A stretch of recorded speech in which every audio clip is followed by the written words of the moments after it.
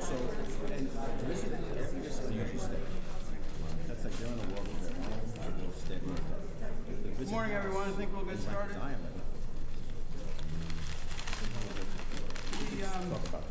We don't have any votes today, but we do have quite a few important agenda items that we'll need to cover. First thing I want to do is just to announce that Dr. Gerard Bryant, who was a member of this board, has resigned due to increased job demands and a new appointment that he has. The resignation was effective as of February 28th, 2018. We wish Dr. Bryant well and thank him for all his contributions to the board. Appreciated the time he spent with us. Second thing I want to do is just to address the fellow board members and the public and ask at these public meetings that we all hold ourselves to the highest standards of dialogue, collaboration, and professionalism. The issues that we discuss each month have a real and serious impact on the lives of New Yorkers, including people in custody, staff, and their family members and friends. As that is the case, these issues are, for all of us, personal, emotional, and urgent. We may not always agree, but I will ask that we discuss and debate these challenges respectfully and with great care for the people impacted by our decisions and for each other. I would ask that all board members and members of the public are asked to conduct themselves in a courteous, professional, and an orderly manner. Obscene, threatening, or harassing language or personal attacks of any kind are not acceptable behavior at these meetings. We would also ask you to refrain from displaying signs or placards in a disruptive manner, disruptively applauding speakers, or engaging in disorderly conversation or other disorderly behavior which may be disruptive to this meeting. So I thank everyone here today for your service and your engagement, and we appreciate your understanding and cooperation with regard to these requests. Finally, before we get into the business of the meeting, I'd like to address last month's brutal assault on New York Correction Officer Jean Souffrant, which led us to cancel our February meeting. Our thoughts continue to be with the officer and his family as he recovers and heals. This act of violence is one of far too many that endanger staff and the inmates. This violence is unacceptable and requires a recommitment from all parties, including this board, to improve and expand existing violence prevention programs, and it demands new thinking and new initiatives to interrupt and dismantle the cycle of violence. Now on to the business. Our first item is the voting on the draft minutes of the January 9th board minutes. Is there a member who'd like to make a motion to approve? Motion to approve. Is there a second? Second. Any questions, comments, edits, debate? Okay, all in favor? Aye. Thank you. The motion carries. The minutes are approved. Okay. Judge Hamill abstains, so we have four. I wasn't present at the meetings. Yep. Okay. Yes. We don't have enough. Yes. Okay, so we don't have enough to carry that, and we'll have to have a vote next month. So next item on the agenda, we'd like to welcome the new president and CEO of Health and Hospitals, Dr. Mitchell Katz. As you know, Health and Hospitals provides health and mental health care for all people in custody in New York City jails. In January, Dr. Katz succeeded our former board chair, Stan Bresnoff, in this role. Prior to his appointment here, Dr. Katz was the director of the LA County Health Agency, an agency that manages health services, public health, and mental health, and now provides care in the New York County Jail. Dr. Katz is a Brooklyn boy, born and raised in that borough. He will now address the board, and unfortunately he has to leave immediately thereafter, so I don't think he'll have time for questions. Dr. Katz. So I'm not Dr. Katz, but we're really, really delighted that he chose to come back to New York City and head up Health and Hospitals, including us. Thank you. Good morning, board members. It's an honor to appear before you. At my heart, I'm a primary care doctor. I'm very proud to have worked in San Francisco taking care of incarcerated patients in that city and county. And then in Los Angeles, we actually, the public sector health services took over the medical services in the jail in Los Angeles County. I'm a believer that this is a really good scope of work and mission for a public health service system. I'm looking forward to working with all of you and making sure that there is phenomenal health care for all incarcerated persons in New York City, and also that we use the resources of health and hospitals to make sure there are also excellent discharges and excellent aftercare, so that we can decrease the recidivism that often exists. I think that great primary care does make a difference in terms of rearrest rates. I think treating people's mental illnesses and addiction is a huge positive way of impacting the jail population. I look forward to working with all of you. Thank you. Thank you, Dr. Katz. Thanks very much, Dr. Katz. Oh,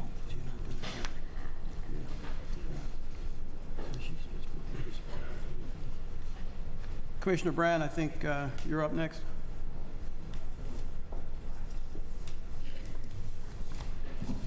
Good morning, and thank you for this opportunity to speak. I stand here in support of and in unity with my executive team, the presidents of the 3 unions representing uniformed members of service, and a delegation of both corrections officers and non-uniformed staff. I believe everyone at DOC, the members of the board, and other justice stakeholders, regardless of our titles, affiliations, authority, should be working towards achieving a shared goal of creating and maintaining safe jails. But how that goal is attained seems very much at odds. What I have seen recently is a widespread practice of confirmation bias, where people are so confident that their own beliefs are correct, they seek out only that information which confirms that they are right. While this type of bias may be a natural human condition, it is harmful to the process of collaboration when people who are charged with being impartial and unbiased bring their own personal agenda to the table. The biggest misconception we all may have is that our opinions are the result of years of rational, objective analysis. But the truth is, our opinions are the result of years of paying attention to information which confirms what we believe, while ignoring information that challenges our preconceived notions. In science, you move closer to the truth by seeking evidence to the contrary. And perhaps that same method should inform our collective opinions as well, because if our only objective is to get our own way, to win, or to be on the right side, and not find common ground, then we are not collaborating and will continue down a path of discord and resistance. I would like to take a moment to commend Commissioner O'Neill and the men and women of the NYPD who have done an excellent job at reducing crime. Commissioners who came before him used the broken windows theory and established policies, procedures, and police response to events occurring in neighborhoods. After many years of practice and analysis of the results across the country, we learned that policing solely in response to that theory did not work.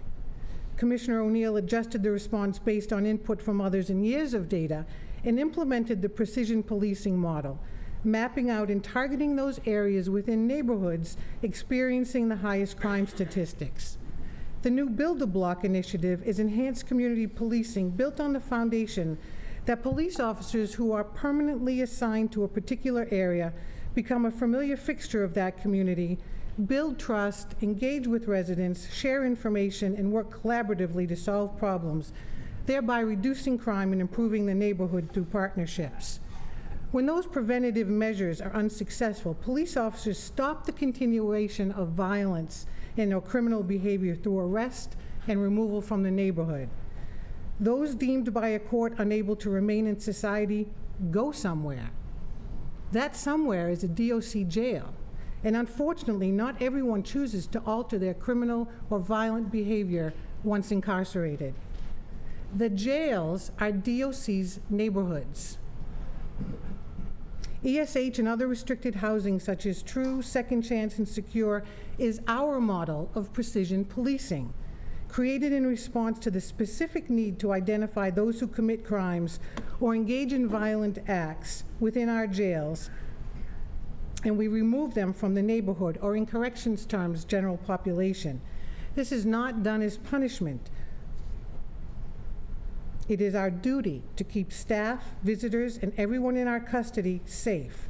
We not only need to stop the dangerous behavior, we want to have an impact on reducing and eliminating further criminal acts through long-term behavior change. We worked diligently to steady both the tours and assignments of our officers and provided specialized training for those who work within these high-crime neighborhoods. Developing trust with those in ESH or other restrictive housing units allow us to understand the root cause of behavior, engage with them in a meaningful way so they can avail themselves of programs that target or disrupt criminal thinking, and then acquire skills necessary to ensure a permanent reduction in criminal activity both inside the jail and back into the community. Corrections and police both work with the same people, and we have the same goals. We take a different approach and use different tools because of our distinct mission, but the desired outcomes are the same: a safe city and safe jails. Why is it that the police are praised for the same approach to reducing crime and increasing safety, but corrections is vilified? We will be addressing young adult ESH today, and it was recently suggested that ESH was just created, the implication being that there was no basis for the design or process. To some extent, that is true. ESH was created, but in direct response to the elimination of punitive segregation for the serious mentally ill, medically ineligible, adolescents, and the 18 to 21-year-old inmates, as well as the significant reduction and time-limited use of punitive segregation for the rest of the population. Because no other correctional agency had, or to this date has, taken the steps we have in regard to punitive segregation reform, there were no suitable models or alternatives to replicate or adopt. Relying on the collective expertise of DOC staff, the What Works research, and discussions with corrections operations professionals around the country, ESH was developed and implemented as a tool to safely manage violent behavior.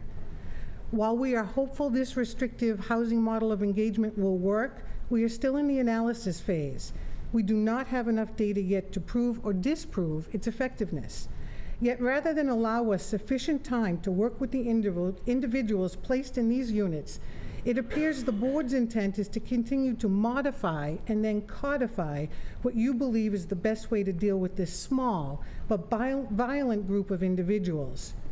When you weaken or remove our ability to appropriately house people and control violent behavior without the operational data to support your decisions, you put everyone who walks through our doors at risk. A recent Bureau of Labor statistics showed that among occupational groups, only police experience more violent incidents at work than corrections officers. For every 10,000 correction officers across the country, there were 254 workplace assaults and violent injuries. That is 36 times higher than the rate for all American workers. How many of you in this room today would continue to go to your place of employment every day if those numbers were associated with your profession?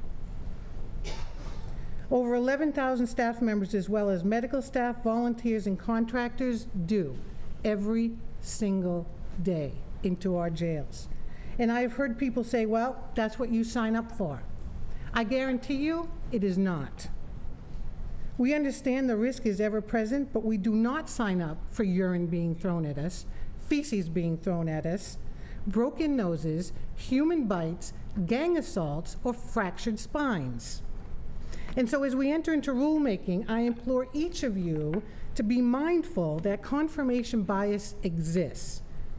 Seek to understand issues from all perspectives and explore the potential unintended consequences of your decisions. Understand that although the majority of our population has not been convicted of the crime they are charged with, jail is not a voluntary placement. There are rules in place for a reason, and they must be enforced in order for us to maintain safety and security for everyone. We now need a set of integrated intervention strategies that respond to negative behavior, designed to operate in conjunction with each other to increase accountability, ensure safety, and reduce recidivism by preventing future criminal behavior. A system of graduated responses provide a way to address both positive and negative behavior. And while we have a plethora of individual and group incentives available to grant people as a reward for sustained compliance of good behavior, currently our ability to impose meaningful consequences for infractions are severely limited.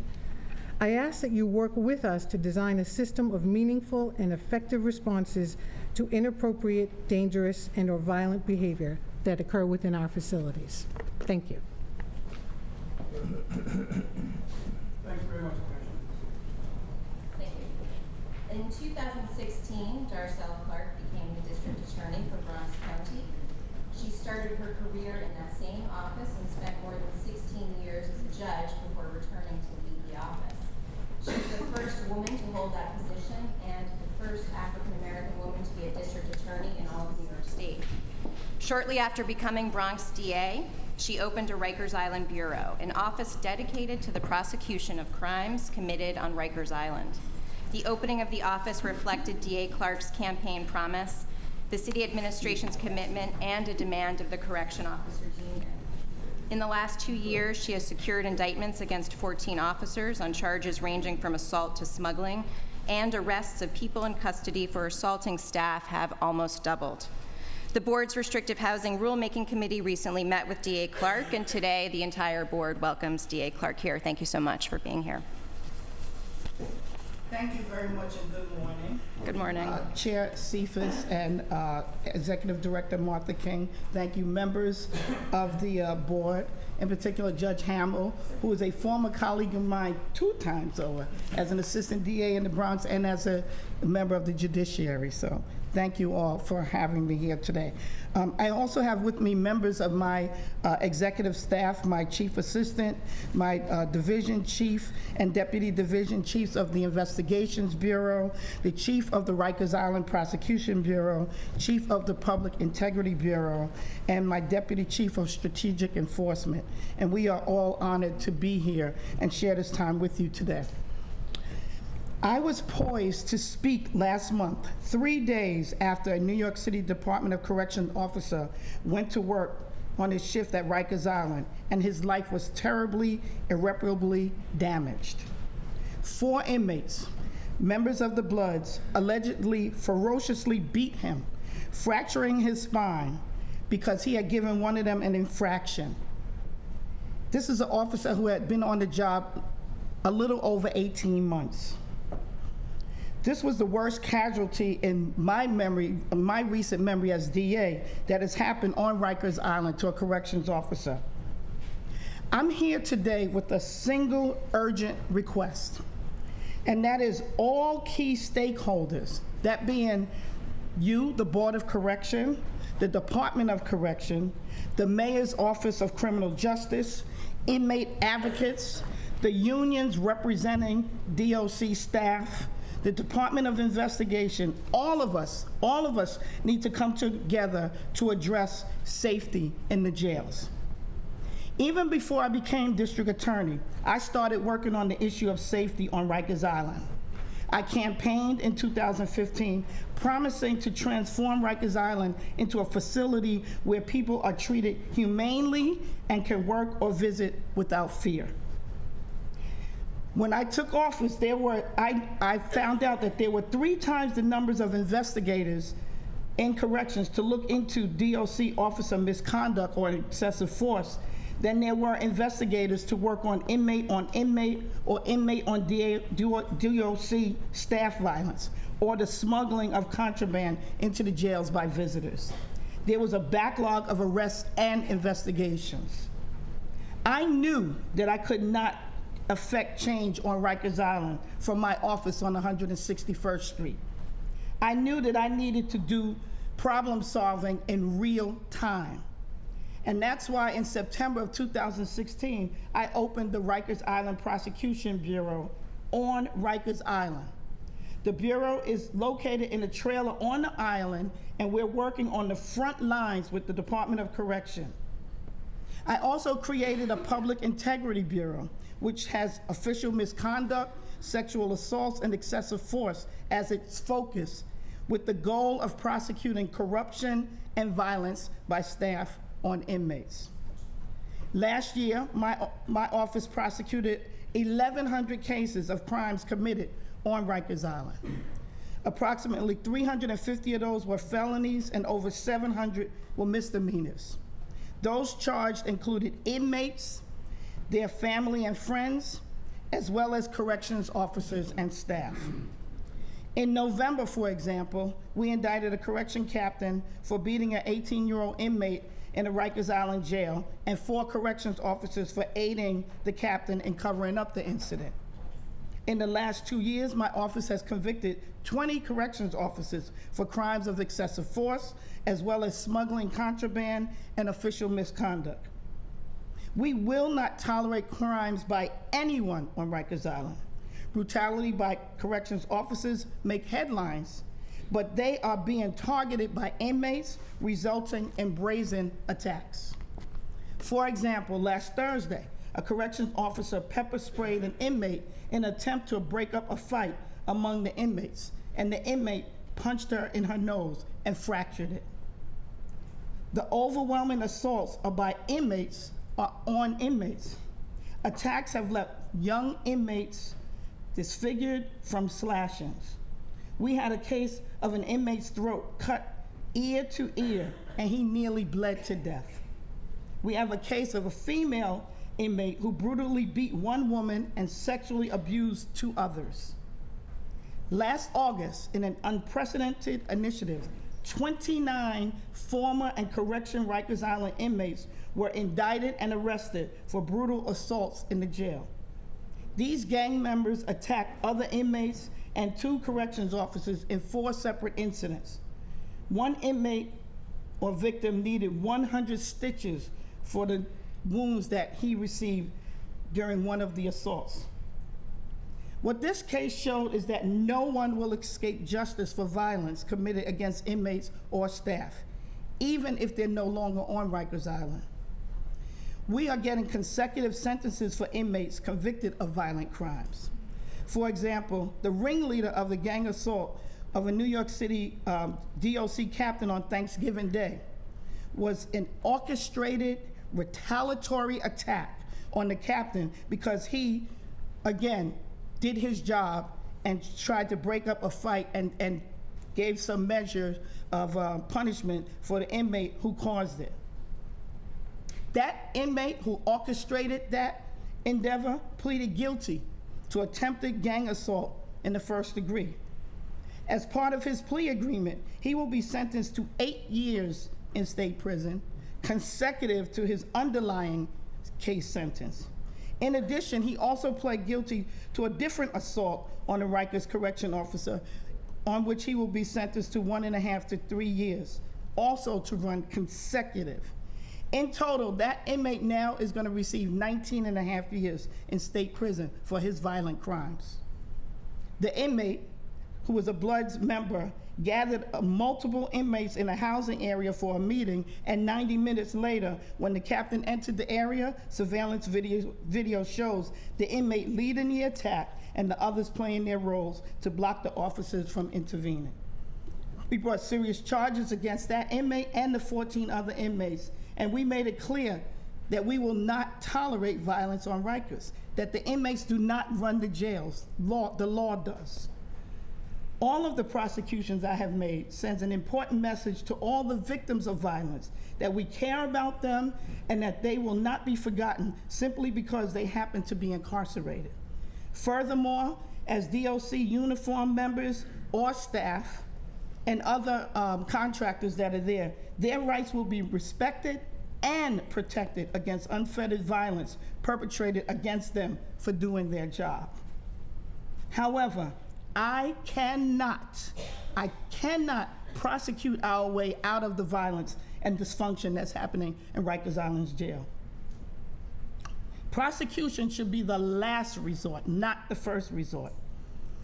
I supported Judge Lippman's report on closing Rikers, and to that end, I am working on bail reform and diversion programs to keep people from entering Rikers in the first place.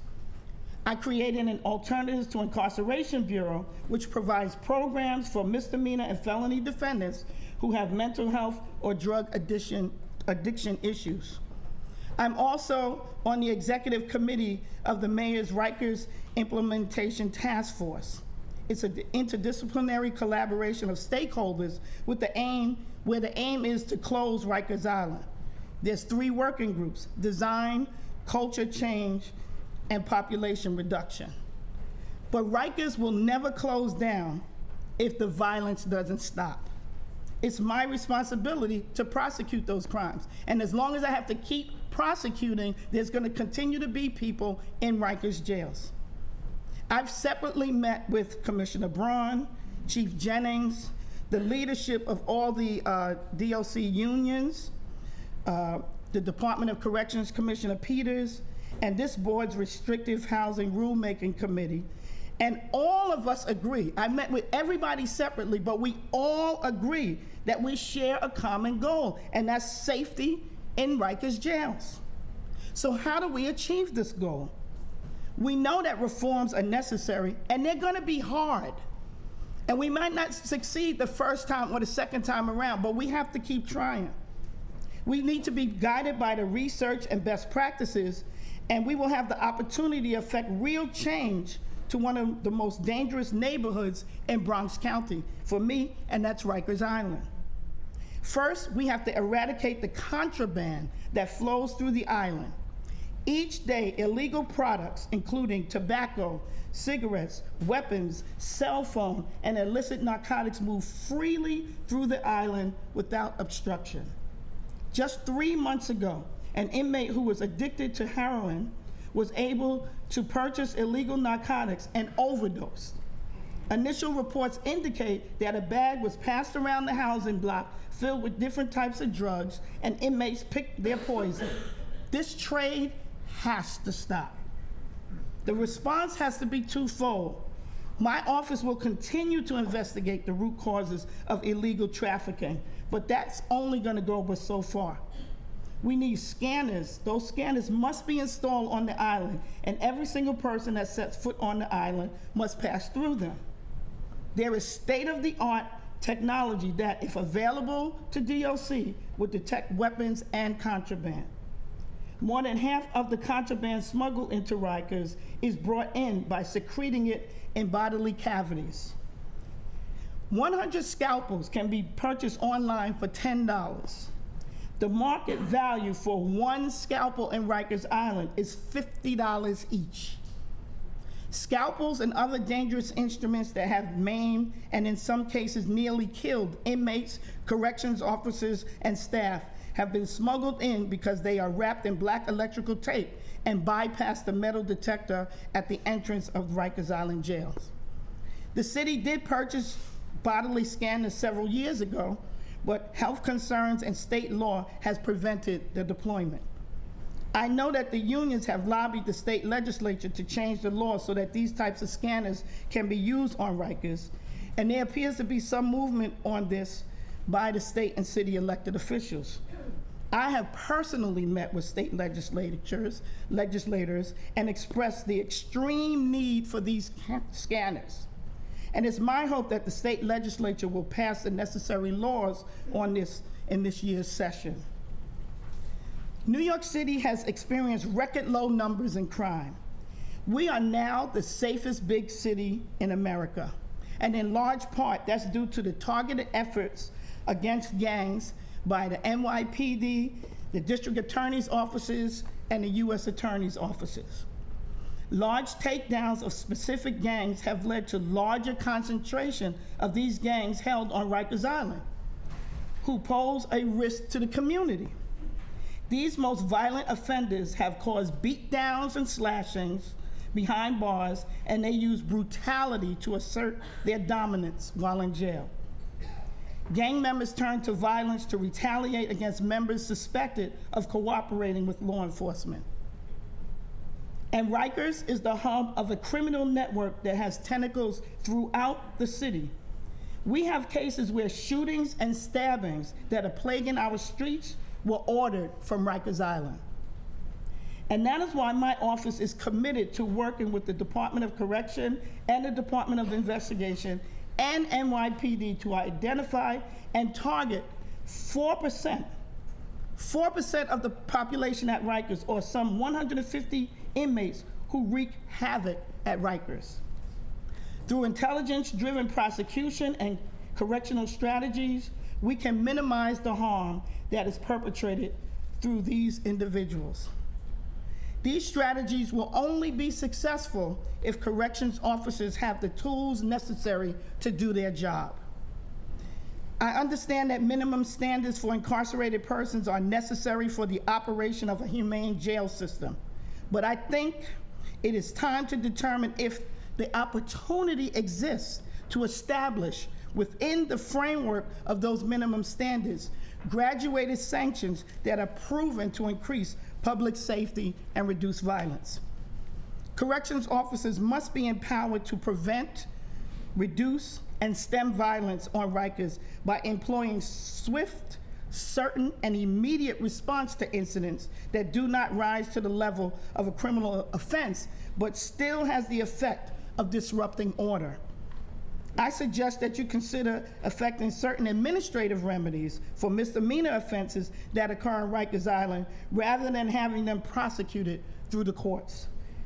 The fact is that for certain offenses, prosecution is not a deterrent, because by the time the case is ready to go to trial, the inmate has already served the time, or the sentence for at least misdemeanors have ultimately merged into the defendant's underlying case sentence. So where inmates will historically be charged with obstructing governmental administration for throwing water, food, or non-noxious substances on officers, or criminal mischief for minor destruction of property, I suggest establishing graduated sanctions that may be meted out at the time of the offense by the officer on the post. Thereafter, these sanctions may be reviewed or appealed as a check and balance to ensure that the process is being administered fairly. A review of what constitutes a right versus a privilege as it exists in other jurisdictions may help inform this discussion and ultimate changes. I acknowledge that one size did not fit all. Nevertheless, we can learn from promising practices that have proven to reduce violence in other jails around the country and modify them for Rikers Island. While punitive segregation is no longer a primary tool for reduction of violence, the DOC must be able to use other alternative tools to maintain order. Without establishing meaningful consequences for the violence drivers, the officers have no chance of creating a safe environment for all inmates, themselves, and staff. My staff and I are available to discuss the research that we've conducted in the area of jail reform, and we can do that in more detail at your convenience if you wish. I'd like to close with this commitment that as District Attorney of Bronx County, I will work with and I'm willing to convene a coalition of all stakeholders, members of the service and the unions that represent them, inmate advocates, the Department of Correction, the Department of Investigation, NYPD, the Mayor's Office of Criminal Justice, and this board to ensure that until Rikers closes, it becomes a safe environment for all who work, visit, or have to be detained there. Because let's face it, when we are all on the same page and we are one, we're more powerful and we can accomplish so much more. I look forward to working with you in the weeks and months ahead. Thank you very much. Thank you very much, DA Clark. We appreciate your leadership and your forward thinking on this matter. Anyone else care to comment? Yeah. I just want to say I was so thrilled when Marcel Clark was elected the Bronx District Attorney. We worked together in the Bronx. We also were judges together. And now that I'm on the Board of Correction and see firsthand just how dangerous and violent Rikers is, not only for the officers, for the inmates, for the healthcare. My opinion, if somebody can help really solve this problem, it's going to be you. And I would really welcome the offer that you've made to perhaps convene a coalition and to try to bring all the parties together, because as you said, and the Commissioner said, we all have the same goals. So I really commend you and all of your forward thinking efforts to try to solve the problem. I know a lot of your executive staff, and I'm just delighted that you're taking this so seriously. Thank you. Thanks very much. I'd like to add up. I think trying to figure out a solution in this forum is probably not the best way of doing it. Yesterday we had a meeting with the commissioner downtown. I think it was very productive. A lot of great ideas came up, but I also think the unions should be in these meetings, and I think the officers' voice and the captain's voice and ADW's voice should all be there, because we have to come up with a solution. There's violence in our jail, and as many great ideas as we want to have, until that violence is stopped, nothing else really matters. All these great ideas are not going to work until we could stop the violence. Like our DA said, we don't no longer have punitive segregation for some of these groups. So now we have to come up with some other innovative plans on doing it, and I think the department is in a great direction with that. I've seen the operation at ESH Level 1. I think it's transformed into something that really worked well. I spoke to the teachers who felt very safe and felt that if we didn't have that tool, that it would be impossible to do. So I think, being here on the board, we need to make it safe for our officers, our captains, our DEPs, everyone. And we can only do it if we do it together. We can't do it by having different opinions. We have to sit down in a room. So I'm here to tell you I'm available for everybody to sit in the room. It can't be just the department and the board. It should be everybody involved. And we all put our ideas together because we are all in this for one thing, to make things safe. And right now it's not safe. So without it being safe, nothing else matters. I'm here committed to making it safe for everyone. For everyone. So what that is, Commissioner, you got a big task and you're doing a good job. We have to build on it. There's other things other than ESH. You know, like you mentioned yesterday, with possibly another facility for these real violent guys. Great direction. I think we're all going in the right direction, but we need to get at the table and get there together. Braun's DA, and that's amazing, because I know coming up in the department 27 years, I always heard that they're not going to get convicted in the Bronx, so they don't really care. Now we have a DA that cares and focused, so that is powerful. Inmates don't want extra time on their sentence. That's a huge deterrent. That's huge. When that word gets around, violence is going to slow down, because people are going to say, "Oh shit, we're getting time. We're getting time for that charge. Ooh, we better not do it." So that's huge. So everybody here has the right focus on violence in our jail. We have to stop the violence in our jail. Our correctional officers cannot be brutally attacked. We have to stop this group that I'm sure the chief knows exactly who they are, and we have to isolate them. Punitive segregation, like I said, worked two ways. Punitive, but the other wheel is it was able to segregate these people who are most violent. And that was the second part of it. And we don't look at that second part, but we see it now, because the separation becomes a huge issue. So the department is coming up with these innovative ideas. I feel the board, we should all sit down, we should support, and we all have one goal, is keeping people safe. Because if correction officers aren't safe, if captains, if staff are not safe, nothing else matters. Nothing else matters. Nothing else matters. So we need to get our jails safe again. And it's going to be everybody in this room. It's got to be a joint effort. Because we can come up with a good idea, the department can come up with a great idea, but the problem is if we don't put it together, synergy, put it together and make it work, we're never going to get to where we need to go. And we need to get there yesterday. Thanks very much. Thank you. I'm next. Sorry. So next on the agenda, jails create serious and particular challenges to health and healthcare for older people in the New York City jails. This includes a physical environment poorly designed for this population, social isolation, and separation from the regular healthcare providers. In the correctional setting, experts use 55 years and older to define the geriatric population. For the past year, Correctional Health Services has had a physician on staff fully dedicated to geriatrics and palliative care. This doctor, Dr. Rachel Bedard, will present CHS's work in this area thus far. Dr. Bedard.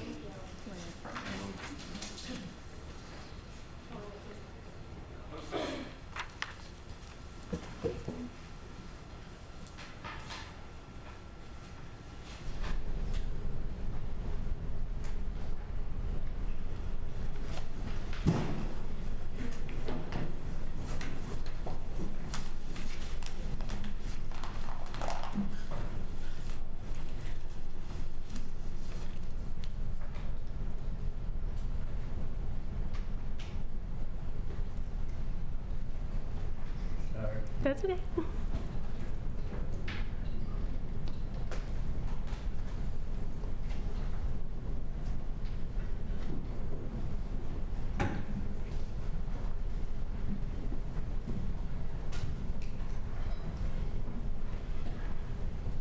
Will this let me advance? It should, but have to do the clicker, or you might have to try that inside.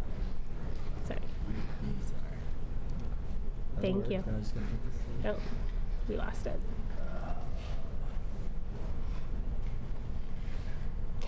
Okay. Good morning to the board. I'm Rachel Bedard. I'm a geriatrician and palliative care doctor by training, and I've been working with Correctional Health Services for a little bit more than a year, taking care of the oldest and sickest patients in the jail system.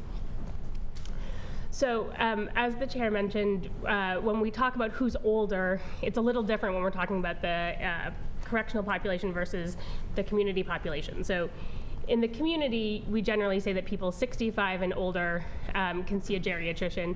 In the jails and in the prisons, we talk about using 55 as a cutoff, and that's because we think that there's this phenomenon called accelerated aging, where the correctional population often looks 10 to 15 years older than their chronological age because of burden of adverse exposures to lots of contributors to poor health, accumulation of chronic diseases, and otherwise. And so 55 and older is the population that I can see in the jail system. Before I started, there wasn't much in the literature about the older population in the jail system in New York. We did know from a study done on mortality in the jail system from 2001 to 2009 that over that period of time, the population 55 to 64 at Rikers had increased by 88%, and those over 65 had increased by 34%.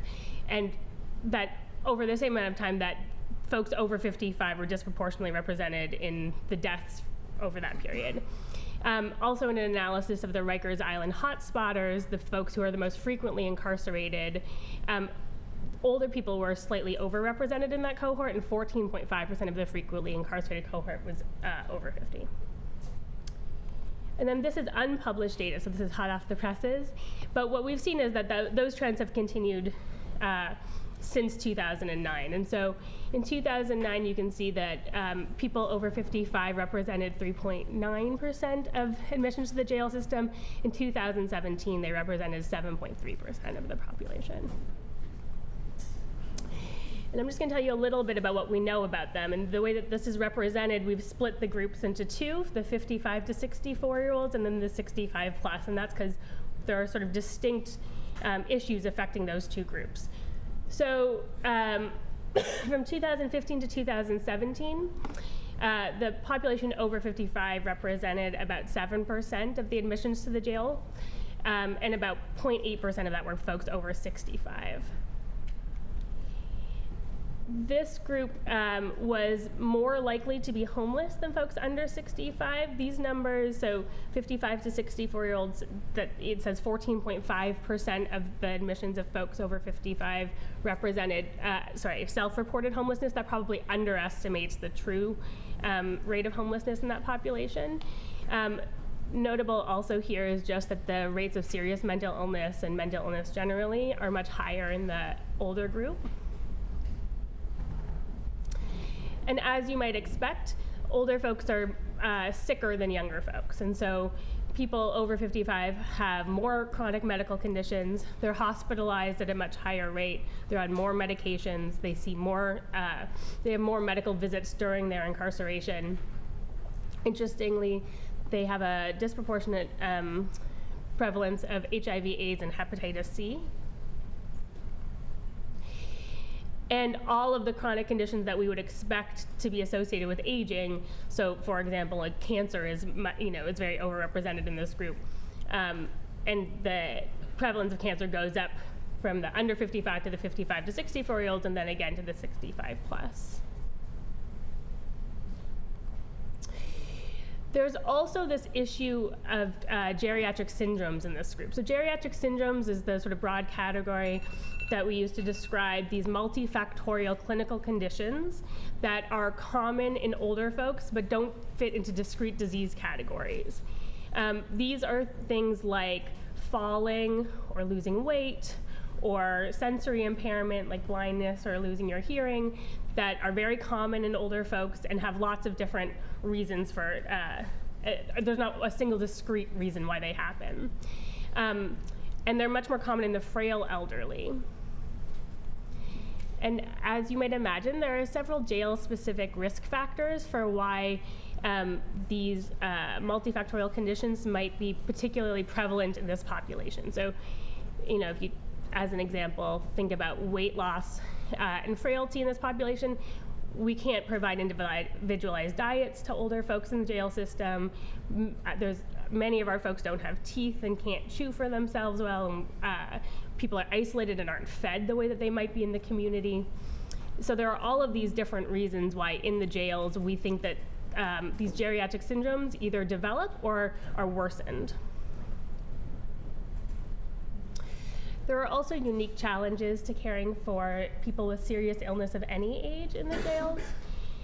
And I really think that there's just a fundamental disconnect between incarceration and being able to provide community standard of care, palliative care. So when we are talking about what community standard palliative care looks like for people not in jail or prison, we're talking about making sure that we are addressing existential distress and symptoms at the end of life. It's very much about making sure that people feel that they are dying with dignity. It's very much giving people opportunity to feel some control as their lives are, as they get sicker. And we just really, it's very difficult to do this in the correctional setting as much as we try, because of things like barriers between patients and families. There's a lack of privacy, sort of inherent in the correctional setting.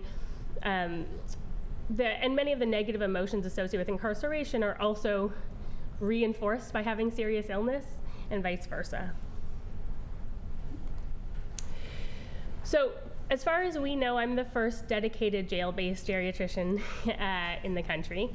And in the past year, we were sort of building the first phase of this program. So services that we provided included geriatric assessments, finding folks and basically doing a long dedicated visit to make sure that we were meeting their needs. Palliative care and complex care assessments focusing on things like symptom burden in people who had serious illness. Ongoing management for folks who had geriatric syndromes or complex decision-making involved in their care. Advanced care planning, helping people do things like assign healthcare proxies. Intra-facility care coordination and coordination with hospitals. Working with court liaisons to help expedite cases for folks who had short prognoses. And discharge planning for people who had really complex medical needs. Over the first year, I took care of 120 unique patients in this group. We identified patients based on reports from our electronic medical record and also referrals from other doctors in the system. We coordinated with legal services on behalf of 35 of those patients to expedite appropriate discharge plans for patients who had serious illness. 26 of those 35 eventually did return to the community, and 6 patients have died since they were returned. Also, 15 patients have been placed at Kohler nursing homes since the transition to H&H.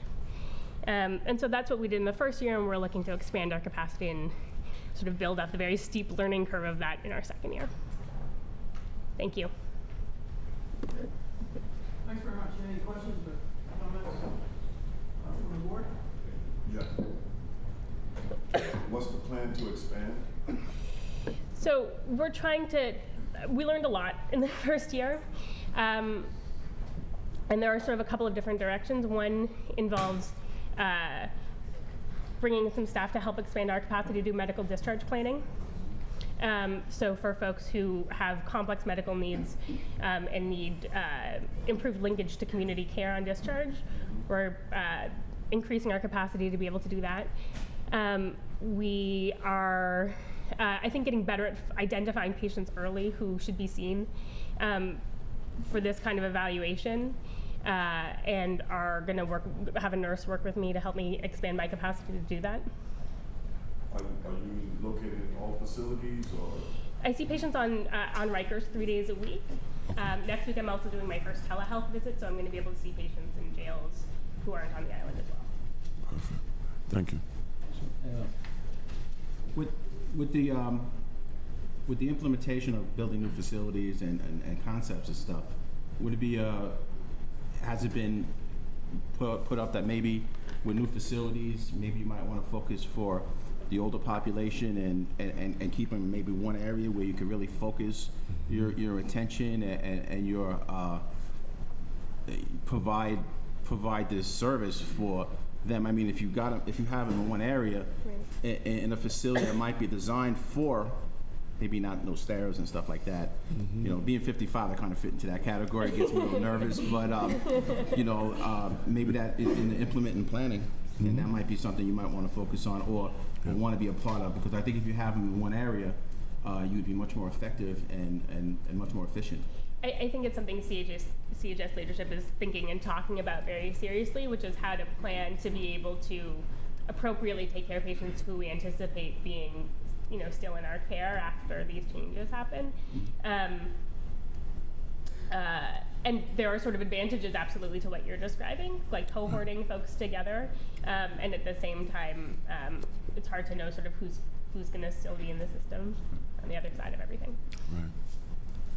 Thank you. I just want to thank you for this presentation. And it's important. This is a project that took years to develop and has developed, and it's very impressive work by Health and Hospitals and in getting this done. I mean, in our prior review of deaths, we found what you found, and did feel there were areas where deaths could have been prevented with a focused geriatric service. So thank you very much for your work. Thank you. Thank you. Thanks, Martha. So now we'll turn to the issue of the punitive segregation backlog list. The board first discussed this matter more than 25 years ago in 1990 at a board meeting, and this is the 9th time we've talked about this issue in the past 6 years. The punitive segregation backlog is a list of individuals who have been sentenced to punitive segregation during their current incarceration and have not yet served their sentence. Many of the people on the backlog list will never serve punitive segregation time for their guilty infraction. In its study of DOC's restrictive housing practices, the Vera Institute of Justice found that nearly 50% of approximately 9,800 infractions committed in 2015 that resulted in a segregation sanction did not result in admission into segregation by the end of the year. Those that do go to segregation will also wait some time between the adjudication and actually moving into segregation. Vera found that in 2015, for those who were eventually admitted, the average length of time between issuing a sanction for segregation and actually moving into segregation was 13 days. Right now, there's an average of 757 people on the list. That's down 17% since 2013. The number of people with an M status or a mental health designation on the list has also decreased. It's now 65% of the people on the list. Most of those people do not have serious mental illness and thus are likely eligible for segregation so long as they don't have other contradictions as determined by correctional health. The board, along with the State Commission on Correction, COBA, the Vera Institute, and others have expressed concerns over the years as to the backlog's negative impact on the effectiveness of the disciplinary system. And as discussed earlier, best practices say that if consequences are to have a positive impact on a person or a community, they should be swift, certain, and fair. The backlog is one indication that we have work to do in this area here in New York City. At the board's request, the department conducted an analysis of its current punitive segregation backlog list to better understand who's on the list and why they're there. And Chief Sullivan, thank you for discussing those findings today. Good morning. Good morning. As you mentioned, the list has approximately 700 names on it routinely, and that is an automated listing that comes from our inmate information system. It establishes every inmate who has received a punitive seg sentence after an adjudication hearing. That information is entered into our inmate information system. The system develops a list. It includes not only inmates who have received sentencing time for an adjudicated infraction for this incarceration, but also from historical. As you know, we recently, well, not all that recently, came up with new policy to expunge historical time. So when that list of 700 comes out daily via email to the Operations Security Intelligence Unit, those inmates on the list with historical time are expunged immediately and not eligible to remain on the list. The list has distinctions between those who may be eligible for GP or, as you stated, are in a potential mental health status or M designation status for inclusion and consideration for screening into an RHU housing unit. But there are also many other reasons the inmates on that list may never make it to punitive segregation. Out of those approximately 700, and this is from the February listing, as you know, this a lot of the work that goes into defining where these inmates may be eligible to be housed it can be cumbersome and labor intensive, even though that the list is automated daily.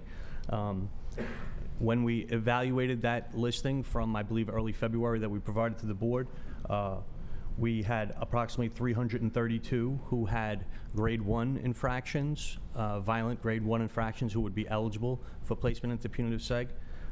However, of those 332, 238 had an M designation and would only be eligible for placement into RHU status, leaving approximately 95. Additionally, out of that 332, we have inmates who are in other alternatives to punitive seg, such as ESH. We had 12 inmates in ESH out of that bucket of individuals as well. 41 of we also have inmates who are in varying can't move types of status, where they are on keep medication or in hospital or detox or in caps and pace as well.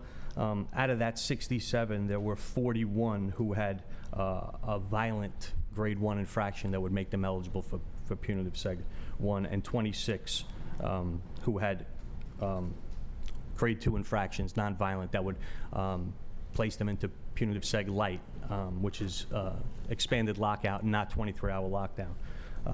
Out of the original 700, there was 372 of that variety in the grade 2 who would not be eligible for 23-hour lockdown and eligible for punitive seg light status. Of that 372, 210 of them had M designations, and 162 were eligible for GP PSEG light status.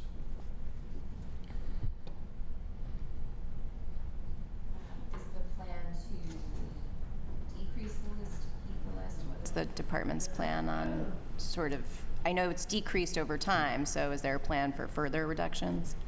Well, certainly that's something that is a goal.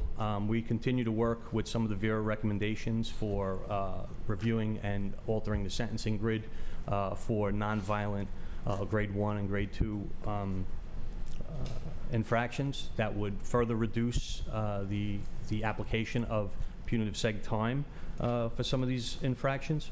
The expansion into which would be required to reduce the list further is more of a physical plant constraints issue regarding space constraints.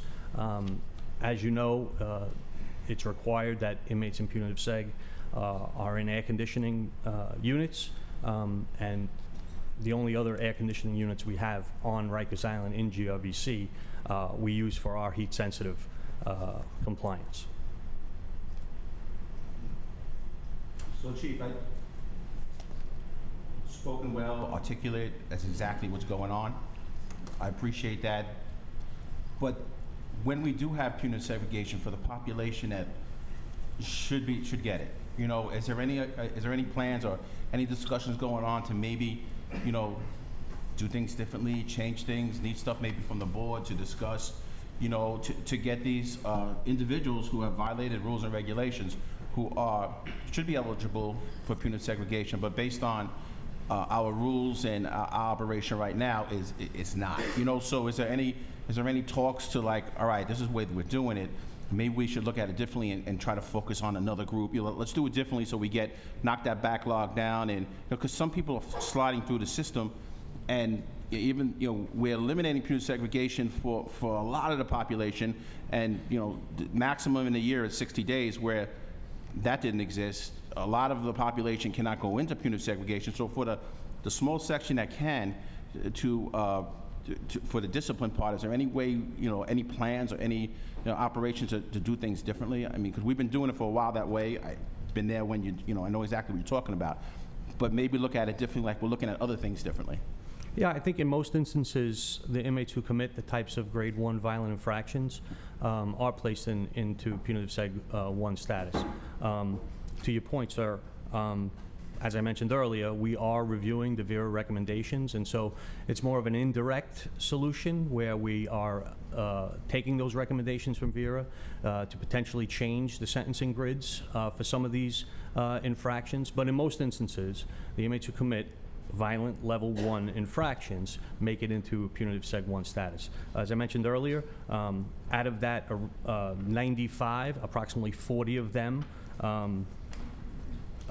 were in various can't move statuses, either in ESH, in keep, hospital. So that number of 95 is close to approximately 50. Today we have approximately 100 inmates in punitive seg 1 status. We have 27 inmates in RHU status. We also have approximately, 6 in PSEG light status, and some of that is based on the number of units we have, the number of broken or down cells we have in those units, and we also keep a cache of cells available for incident-driven reasons for pre-hearing detention status during non-business hours. So we would be able to fill out a few more beds if some of the availability of beds in which are in down cell status, or the cache we keep for pre-hearing detention. But a lot of what I think you're talking about is done through some indirect solutions, more so, because I think we are about as maximized as we can be in placing inmates into punitive seg status. All right, thank you, Chief. So how many beds would we need to manage the current backload of everybody, once you sort the list, everybody who, because of a violent incident, should be in punitive seg? How many beds would we need, and what's the plan to get us there? Yeah, I think that's difficult to say with the amount of information we have. As I stated previously, that number of 95 who are eligible to move, and reduced by, that 95 who are who have committed a grade 1 violent infraction, Right. that would fit the criteria you're talking about, is reduced by that 40 who are in that varying stages of either keep Can't or move. hospital detox or CAPS or PACE, things of that nature. The number is approximately about 50, and that would require probably another housing unit. But as I stated earlier, the only housing unit in GRVC we use for heat-sensitive high-class beds. That's the only facility we have high-class heat-sensitive beds on the island. The other two are obviously off the island. Thank you for the presentation. I appreciate the difficulty and appreciate your support to the department in doing that. Just to clarify one issue, it's my understanding that there are many people in various units with M diagnosis, and that is not an exclusionary criteria. So it's just, you're just categorizing that. You're not saying that people with with M classification on Brad H are ineligible for punitive segregation. No, if I didn't make myself clear, I apologize. Correct, sir. They have an M designation, and that's where I made the distinction between going into a GPP seg or RHU. But there are many people not in RHU who are M, who are in PSU, who are M status. Yes. Okay. Thank you. Thanks very much. Any further questions? Thanks. Thank you, Chief. Appreciate it. Thank you. Martha, you want to? Yep. Yeah. Okay, we'll move on to the next item. So in recent years, correction officers and officials in jail systems here in New York, Los Angeles, Cook County, and other systems have shared and publicized the negative impact that splashings have on staff and the challenge they pose to safety and operations in the jails. Most recently, in January, COBA submitted a set of individual grievances on the matter to the board. In response and to establish an understanding of splashings and their prevalence in New York City jails, the Board of Corrections staff investigated the matter and reviewed all splashings reported in 2017. DOC policy defines a splashing as any incident wherein a person in custody intentionally causes an employee to come into contact with any fluid or any fluid-like substance. Per policy, people in custody who commit a splashing are charged with an assault on staff infraction. Reviewing the numbers in 2017, we found that there were a total of 1,335 splashing incidents. Those were committed by 744 individuals in the jails. 9 individuals were responsible for 13% of all of those splashings. 74% of people who committed a splashing splashed once. 21% of people who committed a splashing splashed 2 to 5 times. 4% splashed 6 to 7 times, and 1% of those people, those 744 individuals, splashed 11 or more times. 84% of all splashings involved at least one perpetrator with an M or mental health designation, and 20% of all of these splashings occurred at one facility, that's OBCC. Of the 1,335 splashings in 2017, 16% of them occurred in intake. 13% occurred in ESH housing, 12% in general population housing, and 9% in punitive segregation. 96% of all people or staff who were splashed were correction officers, and officers elected to turn in their uniforms for testing in 26% of those splashings. While preliminary, the board staff's report represents the first and most comprehensive empirical analysis of splashings in the country. There's not a lot of good data on this topic in any of the jurisdictions I had mentioned. And there remain tremendous data challenges here in New York City just to tracking these incidents effectively. And so that's why we recommended that the department update its approach to tracking splashing so that the number can be more easily, accurately, and routinely reported, and of course reviewed to address needed policy and safety improvements. We also asked the department to review the report and respond today. The report was published last month on our website. Thank you.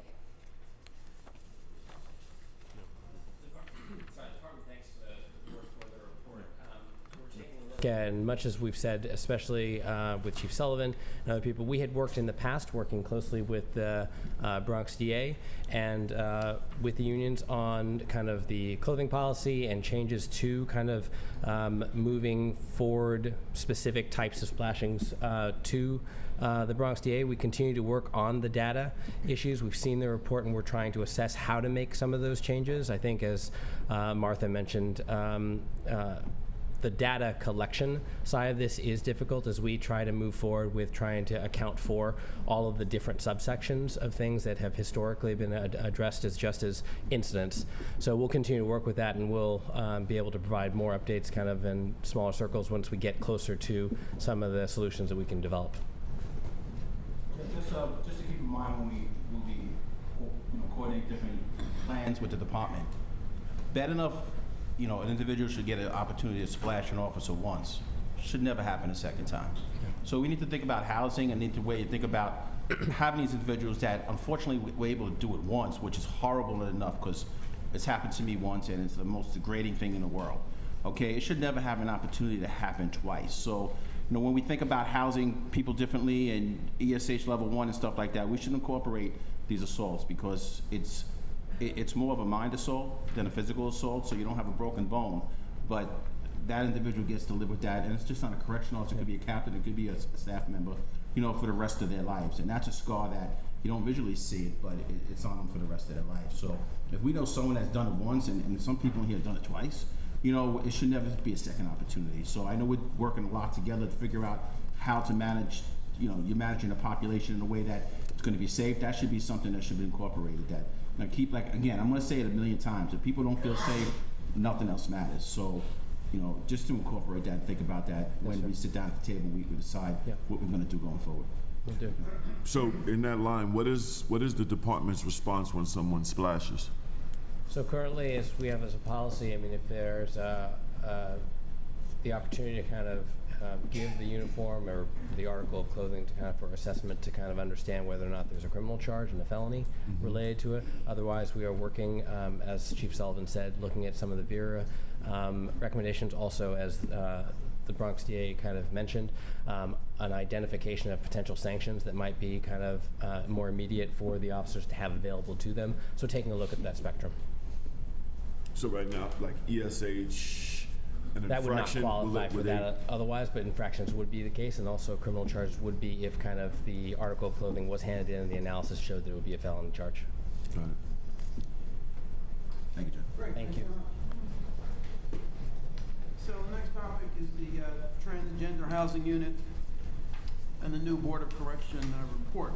The Department of Correction issued a Transgender Housing Unit policy in December of 2014. Our board staff recently published an assessment of the Transgender Housing Unit that will inform the unit's operations, future plans, and the implementation of standards intended to ensure the safety of transgender people in custody. The board thanks its research and monitoring teams as well as the staff at the Department of Correction and CHS, transgender women housed in the THU, and our community partners for all the knowledge and work that went into this important report. I'll now ask Emily Turner, the board's Executive Director of Research, to present the findings. Then we'll have an opportunity for the department and CHS to answer questions and respond. Good morning. I'd like to thank the board for this opportunity to share our findings from our assessment of the Transgender Housing Unit, and I'd like to start by recognizing the board's research and monitoring team members that worked diligently on this report, including Aaron Eastwood, Jim Bennett, Nashla Rivas-Salas, Shaquana Pearson, Alexa Herzog, Heather Burgess, and Fortuna Howe. As Chair Cephas mentioned, the department's Transgender Housing Unit policy was issued in December of 2014, and that policy addresses procedures for placement, application, admission, and access to services within the Transgender Housing Unit, as well as staffing, programming, and removal from the THU unit. The department's policy requires transgender men to be housed in protective custody at the Rose M. Singer Center and transgender women to be housed in a facility designed for male occupancy. The THU is available exclusively to transgender women, but is not guaranteed for all transgender women. The THU opened in April of 2015 at the North Infirmary Command, and since July 2015 has been located at the Manhattan Detention Center facility, which is a male facility. While the standards themselves do not mandate the existence of the THU, recognizing the ways in which the transgender and gender nonconforming people are uniquely vulnerable to violence in correctional facilities, in November 2016, the board incorporated multiple provisions pertaining to these populations in its standards regarding the elimination of sexual abuse and sexual harassment. Included in those requirements are requirements that the department shall make individualized determinations about how to ensure the safety of each inmate, that in deciding whether to assign a transgender intersex inmate to a facility, to a male or female, housing male or female inmates, that the department shall consider on a case-by-case basis whether placement would ensure the inmate's health and safety and whether that placement would present a management or security problem. The department shall not assign a transgender individual to a men's or women's facility based solely on the inmate's external genital anatomy. And a transgender or intersex inmate's own views with respect to his or her own safety shall be given serious consideration. So within the context of the department's policy and the board's standards, we sought to understand how the department was implementing its policy on the transgender housing unit. We are hopeful that through our analysis and our observations of the transgender housing unit, that this assessment will serve to inform our ongoing discussions with the department about how the unit is operating, the department's future plans for the unit, and the department's implementation of and compliance with minimum standards intended to ensure the safety of transgender people in custody.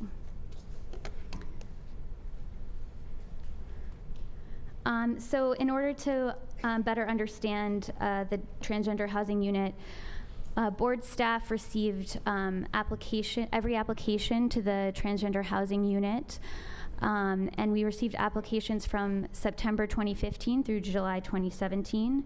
We also analyzed housing assignments to the transgender housing unit, and there were 167 placements in the THU from April 2015 through July 2017.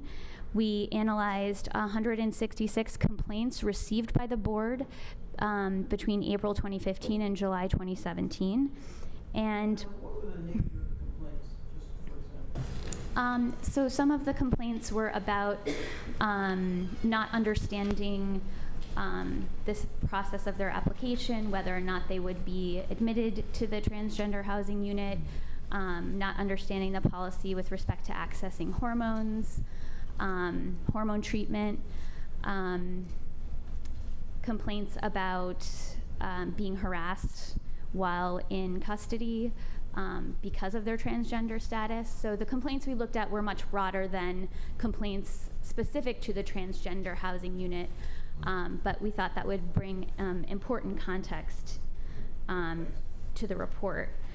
So board staff also conducted 9 observations of the unit between June and August of 2017, and then board staff attended 2 community meetings that are held monthly in the THU. Those meetings we attended were in October and December of 2017. It's important to note that our findings don't fully describe the experiences of all transgender individuals in custody, because our data focuses primarily on those who applied for placement in the THU and those who were actually placed in the THU. And during our study period, the department had yet to implement a screening tool necessary to identify and track individuals in DOC custody who self-identify as transgender. The department reports that the electronic system that is now used to capture information on individuals who self-identify as transgender during intake screening will allow for tracking and analyzing issues related to this population in a more distinct way moving forward. So what we were able to find was that this housing unit is an important option for the safe placement of transgender and gender nonconforming individuals in DOC custody. 95% of the applicants reported that they would feel more comfortable living in the THU rather than the general population or protective custody. 70% of applications reviewed cited safety concerns related to harm from other people in custody. 35% of applicants reported that they had experienced prior harassment, threats, attacks, or abuse in custody, and 8% stated they were currently experiencing harassment, threats, attacks, or abuse.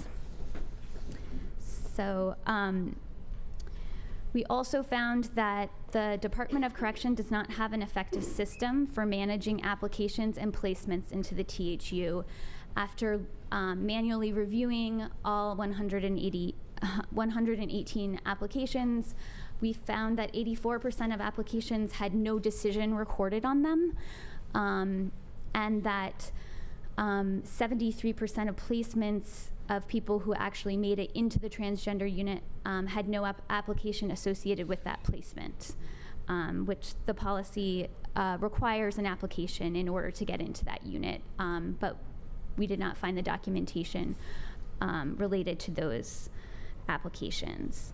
We also found that policies related to the application process have not been consistently practiced. So many people housed in the THU reported that they were not informed of the THU's existence at intake. Applicants spent an average of 86 days in custody prior to completing an application, indicating to us that perhaps people aren't being informed about the THU's existence at intake. We also found that over 40% of the applications that we were able to review came from just one housing facility, the Manhattan Detention Center, suggesting that awareness of the transgender housing unit is not common across all DOC facilities. We also found that there is no meaningful or independent appeals process for someone appealing their decision to be placed in or not placed in the THU.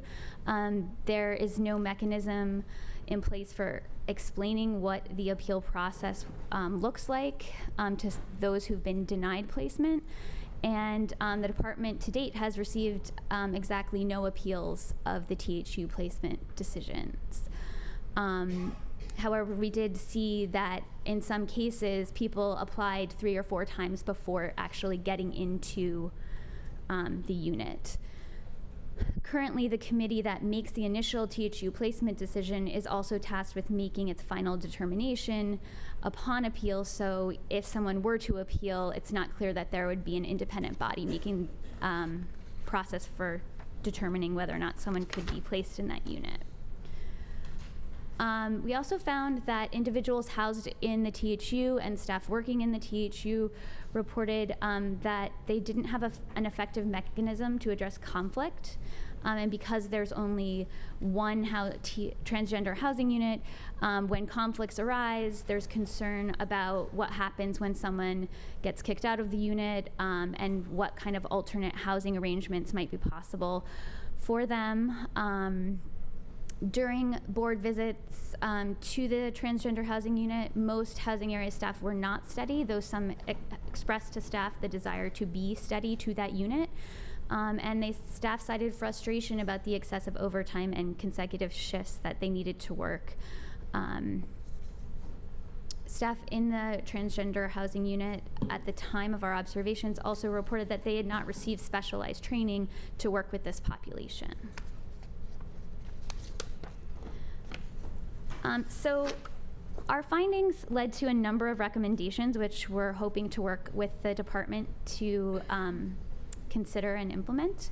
We're hoping that the department will consider improving the transgender housing unit operation process by ensuring that all people in custody are provided information about the transgender housing unit at intake, ensuring that the intake questionnaire will trigger appropriate follow-up if someone identifies or appears to be transgender, and that there will be a mechanism to systematically manage applications for placements in the transgender housing unit so that can be tracked more effectively, and that the department develop a criteria and transparent and timely process for placement that does not automatically place transgender individuals into facilities inconsistent with their gender identity, as the current policy requires.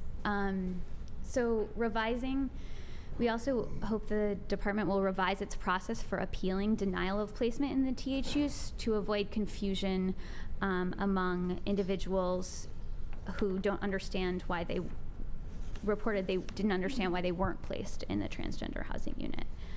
Recognizing that this needs to be a case-by-case review, and certainly there are safety and security concerns have to come into the equation there. We are also encouraging the department to provide additional education and training. This should include engaging with local trans-led and trans-focused organizations for ongoing transgender competent training and programming that aligns with the needs of those people in the transgender housing unit. Educating staff and people in custody about the THU, including how to apply for placement into the unit, and clarifying for people in custody the correctional health policy regarding access to hormone treatment, because we did find some confusion about their understanding of that policy. And then finally, we recommend that the department develop a task force to develop plans for short and long-term improvements to the management and operation of the transgender housing unit. Those improvements should include regularly convening and utilizing the evaluation and advisory committees that are currently outlined in the THU policy to support management improvements, adding additional and consistent gender-responsive programming to the unit based on feedback from those in the unit, increasing steady staffing for the THU, and assigning a full-time social worker to facilitate individualized programming services to help mediate conflict between people housed in the transgender housing unit, and to contribute to exit decisions and plans when someone may need to be transferred from that unit. And this person could also serve as a liaison between transgender individuals, uniformed staff, and DOC administration to help them navigate their time in custody. So these are the recommendations that came out of our team's review, and we really appreciate the consideration of the department and look forward to working with them to improve operations of the unit. Thanks very much. Anyone from the department care to respond to report? Good morning. Morning. My name is Faye Yalardi. I'm the Assistant Commissioner for Sexual Abuse and Sexual Harassment Prevention, i.e. PREA. Just want to take this time to thank the board for their assessment and their evaluation of the transgender housing unit, and also bringing to the forefront some of these issues in the report. Although we don't agree with some of the findings in the report, we do think that it stimulated or sparked some really good conversation between us. And I want the board to know that the information and recommendations are under review, and actually we had implemented some of those recommendations prior to the recommendations, or the report rather, coming out. For example, steady staff is now in that unit. Specialized training was given to steady staff and additional staff at Manhattan Detention Center, where the unit is housed.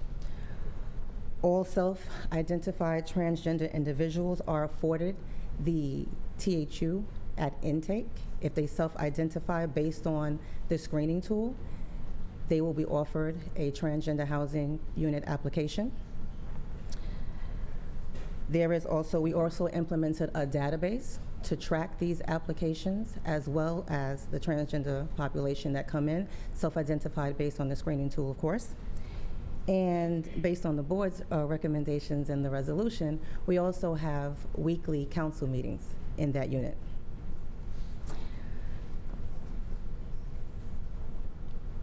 We also want to emphasize that we did provide comments to the report, to the content of the report, and we ask that the board continue that dialogue on that response to the content. And as usual, or as always, we are a work in progress, but we are always dedicated to the safety of our inmate population as well as our staff population. And so I'll take any questions that the board may have. So, quick question. So, Yes. I think you had noted that you had, that the department had disagreed with some of the findings Yes. of the board. Are you in a position now to say which of those findings you disagreed with? There were quite a few. I don't want to really get into that now. I think that's for a more intimate setting, a personal meeting with the board. We spoke to Ms. King about it, but we would be more than happy to have a meeting about it and go into details about some of those discrepancies that we had. Just of a major nature or a relatively minor nature, without getting specifically? We think it's major, only because we don't know how the information was gathered by the board. It could be a matter of their information that they received wasn't accurate. I don't know, because I don't know how they received their information, but just looking at the report, there were some really, in our opinion, major discrepancies in the report. Thank you. Mm-hmm. Is there an appeal process? An appeal process? There is an appeal process. I find that they weren't using the appeal process. They would just reapply for the unit for whatever reason. And what's the average time from the application to implementation to the unit? Now, Yeah. we are doing a much better job at getting that done. So now, I would say within, depending if it's a Friday request, I would say between 3 to 5 days, there is a result or a response to the application. Is there other facilities other than MDC where we have housing for this unit? No, No, it's just transgender housing unit But is only MDC. at MDC, yes. Thank you. And most of the applications still coming from MDC, or are you seeing applications coming throughout the department? It's coming from all the facilities because like I said, at intake, the staff is instructed if somebody self-identifies as being transgender, then they are offered a THU application. Somebody from my team, from the CREA team, is notified and she makes sure that the person is offered a THU application. So the officer at whatever intake facility is the sort of first response if the person identifies as transgender? Absolutely, and also the person on my team, the captain on my team, she also does a check. I'm not going to say it's daily, but at least twice a week, she does a check to determine if we had anybody that entered into our custody that self-identified as being transgender, and she makes sure that that person is offered a THU So you application. built in some redundancy. Great. Thank you. Does intake have it, is it on the checklist, like, is it like intake, like, or is it told to intake supervisors, make sure you ask, you know? I know there's a checklist in intake, all right, this, that, is that part of the checklist to ask, you know, somebody if they're transgender? It's not Transgender? actually on a checklist, but the intake supervisors are made aware, as well as the intake staff is made aware. All of the intake staff were trained on the screening tool. And part of that training included, if a person identifies as transgender, then you are to offer them a THU application. I mean, that might be just a suggestion, because sometimes people are working overtime in the intake, and, Right. you know, your key people might not be there, and so might do cracks. To add it to the checklist. Right. And the department has like a handbook, right? Is it in the handbook? Is it in the department handbook? That the THU is. Available? No, we did not put it in the handbook because of previous talks about what we're gonna do with the THU. So do you think it's something we can do now, or? That's a matter that we're actively discussing. Okay. Okay. Just two questions. The first has to do with, you said that you now have officers that are assigned on steady posts. So I want to just flesh this out. When we speak with COBA and the various unions and officers, they'll often tell us that they want to have steady assignments. And those are steady, as I understand it, according to DOC rules where it has to be posted and it gives the officer a level of security and being assigned to that unit and the like, and I understand there's some vetting. I also understand that that DOC uses the term steady when what you mean is regular, meaning regularly they're assigned, but it's not a technical steady posting. So when you said now the officers are steady, does that mean they're just regularly posted there? Or is that posting actually posted so that officers can apply for it, be vetted to get that as a steady post? Because this issue comes up across the board, and I'd like to know for the THU, which is it? So it's not a post that you apply for. The individuals that in DC, if you want to work in THU, you can request to work in THU, but it's not a post that is that you apply for. Okay, so is there, I'm sorry, go ahead. Yes. So we should, First Deputy Commissioner Adria Villalona. I also was previously the Bureau Chief of Administration, so I'm responsible for assigning and also overseeing study assignments at the command. I also work with the COBA and other labor unions on labor relation matters. So study assignment is a term that we use, but it should not be confused with the process that you described, which is awarding of posts. So there is an awarding of posts, which is when a commanding officer puts up a post for all uniform members to apply for. There are rules that govern how long the post needs to be put up for and criteria, which has been negotiated with the COBA and the other unions. We also have policy. In the absence of that, not every post that is put up for bidding does staff put in for. So in the absence of people actually applying for a post and being awarded a post, there is an informal process by which we assign staff steadily to units. And when those considerations are taken into account and people are assigned steadily to a post, then the corresponding training for that population is administered to the uniform members. Well, thank you very much for that explanation. And so whoever's best equipped to answer this question, is there a reason that you're not making this available to work in the THU to all of the officers that are employed by DOC versus just those in the Manhattan House? Because I believe you said it was just offered to those in the Manhattan House. So historically, as a matter of practice, posts are first offered to individuals that are assigned to a particular command that is standard and also been standard practice and one that the labor unions are most comfortable with, or that we have not negotiated just posting posts across the agency.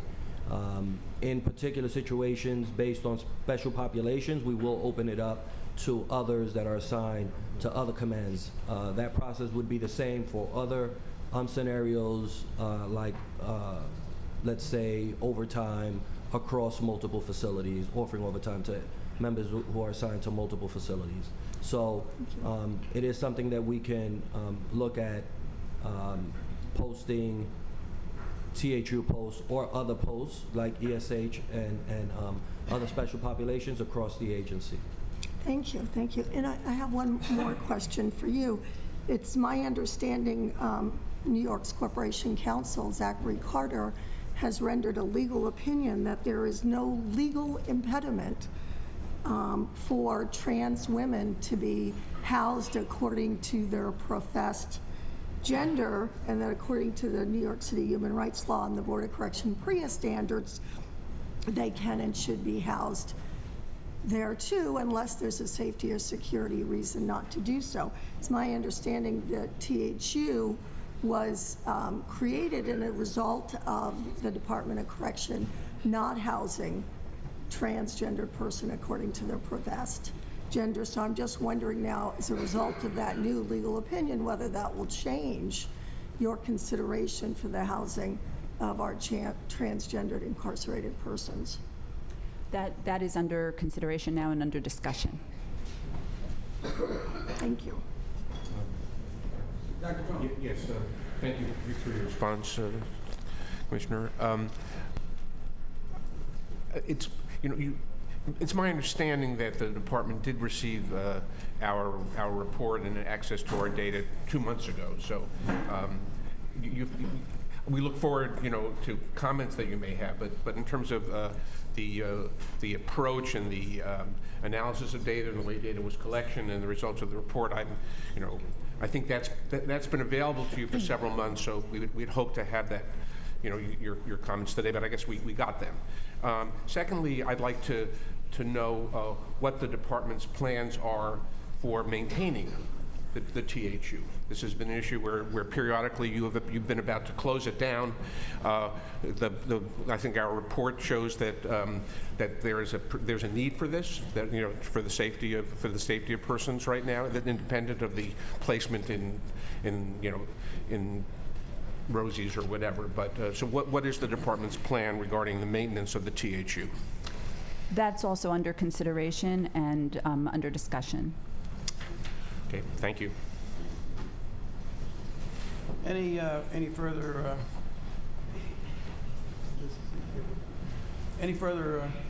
questions or comment on this topic? Yep, thanks. Thank you very much. Thank you. Appreciate your work on this.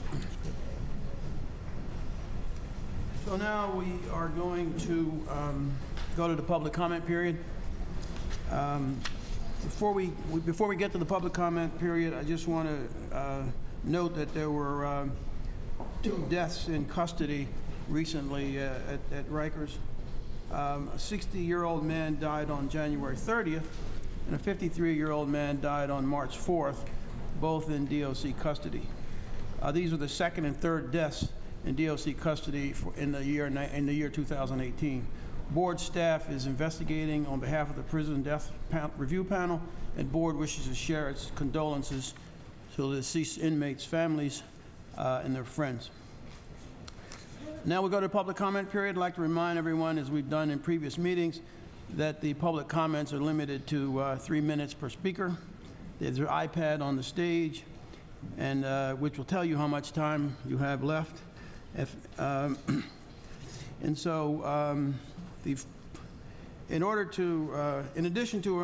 of your oral testimony, we're happy to receive written comment. You can leave your comments on the welcome table here, or you can email them to us. And we also take phone calls or letters at our offices at 1 Center Street.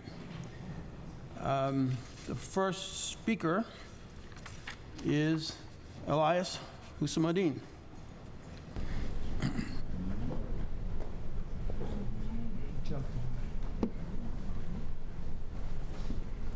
I didn't know I was going first. Good morning.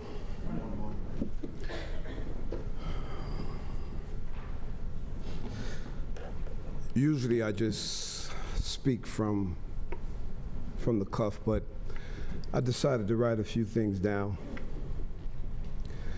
Sitting here, I'm really conflicted and twisted, and a lot of things going on in my head as I'm sitting here.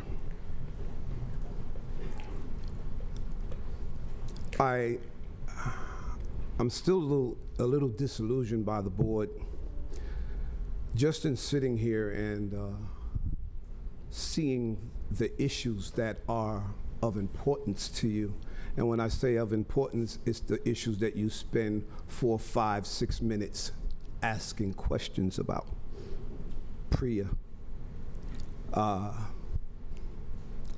long someone is in punitive seg, but not a lot of time, not a lot of questions about what should be done with the inmates who are violent. I'm here this morning. Sunday I visited Correctional Officer John Sufant, who was attacked by 4 18-year-olds. He's still in the hospital, still recovering. I listened to the Bronx District Attorney's testimony, and I listened to Commissioner Braun's testimony, and I actually compliment her for taking a stand and taking a position. I think that in everything that's going on in this city, there's a word that I keep hearing and I keep hearing and I keep hearing: stakeholder, stakeholder, stakeholder, meeting, meeting, meeting. Meanwhile, the real stakeholders are getting piss and urine thrown on them. Meanwhile, the real stakeholders just got a broken nose the other day. The real stakeholder is laying in the hospital recovering. And what I keep hearing is that the stakeholders have to have a meeting to discuss everything. What I would like to hear from this board is a question that we've been asking for years. What do we do with the violent inmates? You tell us what we can't do. You tell us about their brain development. You tell us about what's inhumane. And I want to hear, like today, not in a letter, not in a secret meeting, I would like to know from you, what do we do with these violent inmates? You won't give us that answer. And while you collect your data, we're being assaulted. We're having urine and feces thrown on us. We're having our nose broken. And you're collecting data and collecting data and collecting data. What we really need from this board is what we've been hearing lately from Brooklyn Borough President, the majority leader of the state Senate up in Albany, certain city council members. We've been hearing from them that something needs to be done, that maybe punitive segregation need to be brought back for this population, but we're not hearing that from you. We're not getting that from you, and you're the ones making the rules. I'll say this, I know my 3 minutes is over. It appears that you guys are the only one that don't seem to know what it is that needs to be done with violent inmates. And as you continue to do your rulemaking and continue to collect data, you're not going to get a lot of data from the outside jurisdictions concerning urine and feces being splashed and thrown on officers, because they do not tolerate that. They address those issues immediately. We can't address issues because every month we have to come here and have you do a study or collect data to tell us what to do to protect ourselves. And as the president of this union, a lot of people say they meet with the union, they talk to the union. This union has one major concern, and that major concern is the safety of not only our correction officers, but the inmates and the civilians. But we have a major concern, and it's for the protection of correction officers. And that is what we need to get from you guys on this board, ladies and gentlemen on this board. We need you to step up to the plate and take a position. This is not something that you keep studying and studying and studying and collecting all this data and calling yourself a stakeholder when you're not putting on a uniform and walking behind these gates and not the ones that's responsible for protection and for care, custody, and control inside these jails. We shouldn't have a backlog on punitive segregation. We have more than enough cells. But we have, the agency have to continue to deal with you guys and your rules and your rules and your rules. It's time for you guys to really lead or really get out of the way. That's all I have to say. Thank you. Thank you. Next speaker is Dory Lewis.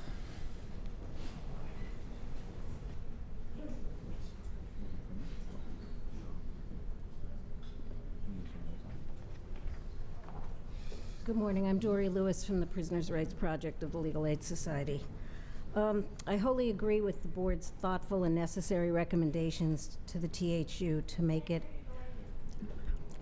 Is that better? There. I need to grow. Okay. Just said that I appreciate the board's thoughtful and necessary recommendations to make the THU a safer and more respectful environment. But the THU in isolation is not an adequate response. It needs to be coupled with compliance with the board's other standards on housing, requiring that a decision be made on a case-by-case assessment. Right now, the department is not just failing to follow the board's standards, but because of the broken grievance system, is not even letting trans women raise their voices to ask to be safely housed. We represent a 23-year-old trans woman housed in the THU. She's identified as female on the department's website. She's spent her entire life identifying as female. She's lived fully as a woman since she came to the United States 5 years ago. That's also when she began to take hormones, and she intends to fully transition. She presents in what's understood to be a traditionally feminine manner. She's never been convicted of a crime, and she's never received any infractions while she's been in custody. She wants to be housed in Rose M. Singer, both because it is a gender congruent facility, and because she believes it will be safer based on her experiences both on and off the unit, where she has been sexually abused and has had men expose themselves repeatedly while she's in transit to the Queen's Courthouses, to the Queen's Court. She filed a grievance on February 8th asking the department to make a decision to house her in Rose M. Singer, not based on her external genital anatomy, but based on her beliefs, her experiences, and her record. That grievance was denied at the first level, the informal resolution stage, with a statement that in full said she was classified and housed according to DOC policies and procedures. She was told in the written response her next step was to file a writ with the law library. She appealed to the Inmate Grievance Resolution Committee. She never got any notice of any hearing from them, and she never got a written decision. On our advice, she appealed this denial to the commanding officer of the Manhattan House since the written decision was overdue. Last Friday, she was handed back her appeal form by grievance staff who told her that her grievance was closed and that she was told to go to the law library to get FOIL information. This makes a mockery not only of the board's standards on housing, but also of its role in the grievance process. On our advice, she will be appealing to the Central Office Review Committee, which goes to you for recommendations on the response. I ask the board to direct the department to follow its regulations and to process and respond to this grievance. I also ask the department to make an individualized assessment of where this person can be safely housed, consistent with your standards, and accordingly respond to the merits of her grievance. I'll be happy to provide her book and case number to the board and to the department after the meeting. Thank you. Thanks very much. Our next speaker is Ginger Lopez.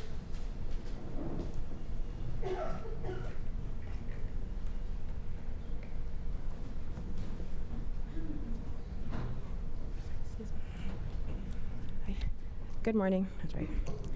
My name is Ginger Lopez. I'm a paralegal with the Prisoners' Rights Project of the Legal Aid Society. Over the past year, fellow paralegal Lizzie Willison, several law students, and I have interviewed over 70 people incarcerated in ESH. In November 2017, we provided testimony to the Board of Corrections that depicted the experiences of our clients in a dehumanizing, punitive, seemingly arbitrary program. Although a variance was granted in November, which conditioned the continued housing of young adults in ESH on a more individualized assessment of the use of restraint desks and a reduction in the amount of their use, I am here to tell the board that the Department of Corrections policy to use restraints for young adults in enhanced supervision housing continues to concern us. In November, the lengthy periods young people remained in Phase 1 of ESH and the required use of restraint desks in Phase 1 and during the assessment period were discussed. Members of this board questioned the use of the restraints, their effect on the young people, and the inflexibility of their application by the department. The outcome of the discussion was a unanimous agreement that in order to grant the variance, a condition on the variance needed to temper the inflexible use of restraint desks and bring the practice in line with the ABA standard treatment of prisoners. This meant that restraints, including restraint desks, were not to be used except to control an incarcerated person who presents an immediate risk of self-injury or injuries to others, to prevent serious property damage, for healthcare purposes, or when necessary as a security precaution when during transfer or transport. When restraints are necessary, the department was to use the least restrictive forms of restraints that are appropriate and use them only as long as the need exists for a predetermined period of time. The condition was approved unanimously and therefore the variance was granted unanimously. However, according to our young adult clients, there has been no change in the use of restraints and restraint desks. DOC failed to implement the condition to the variance and continues to utilize restraint desks for up to 7 hours per day, while young adults in Phase 1 are out of their cells. In their March 9th letter, the department purports to answer the board's inquiry on its efforts to improve ESH, but the department limits the discussion to the changes in the composition of the review teams used to determine advancement out of Phase 1. The department does not dispute the facts as we have found them, that there are still no individualized determinations about the use of restraint desks. There is still in use for excessively long periods without review of need, and there are still used for a lengthy 7 hours, and the only alternative that the individual stays locked in their cell. Based on the information that we have been able to gather, it remains that the current usage of restraint desks is counterproductive and only makes individuals angry and potentially more violent. Excerpt 1. I've been in ESH level 1 for over 2 months now, and I have not been given an opportunity to advance to the second level. I am in desk restraints whenever I am out of my cell. I feel more depressed and I am extremely stressed out. I'm always either locked out of my cell late because DOC claims that there are not enough escort officers to assist in the transition of the lockout schedule. I have not been able to get any legal work done, and I am consistently produced to court late or not at all. I am not doing well in ESH at all. In sum, we are concerned that the use of desk restraints is not currently individualized. Everyone is either restrained for 7 hours or is isolated in their cell. 7 hours is too long and does not represent the least amount of time possible as required by the condition passed in November. There has been no indication that any steps have been taken, such as additional staffing, additional assessments, or implementation of individualized treatment plans. Therefore, we strongly believe that the conditions imposed on the variants that were passed 4 months ago have not been complied, and the practice has not changed. Thank you. Thanks very much. The next speaker is Patrick Ferriolo.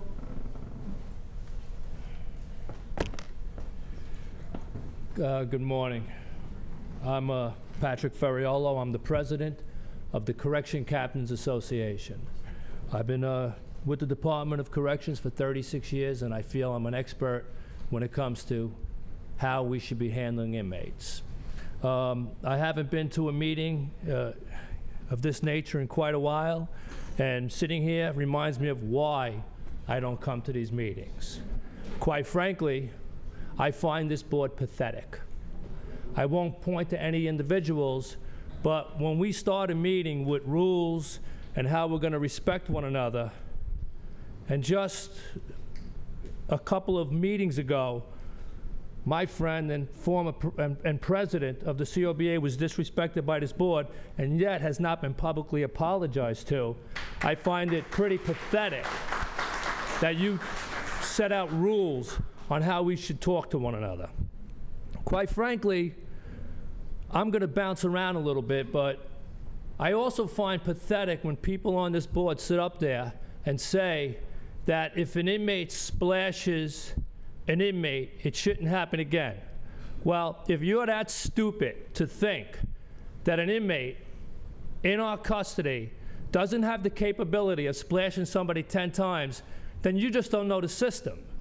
There's no way in the world that you could stop an inmate from splashing somebody 20 times if they want to do that, unless you're willing to give them a muzzle, not a cup, no liquid, no cell, okay, and lock them in for 24 hours a day. If they're out and if they're violent, they're going to splash officers and captains and so on and so forth. So for anybody to say it shouldn't happen again, that's ridiculous, okay? It really is, because it's going to happen time and time again.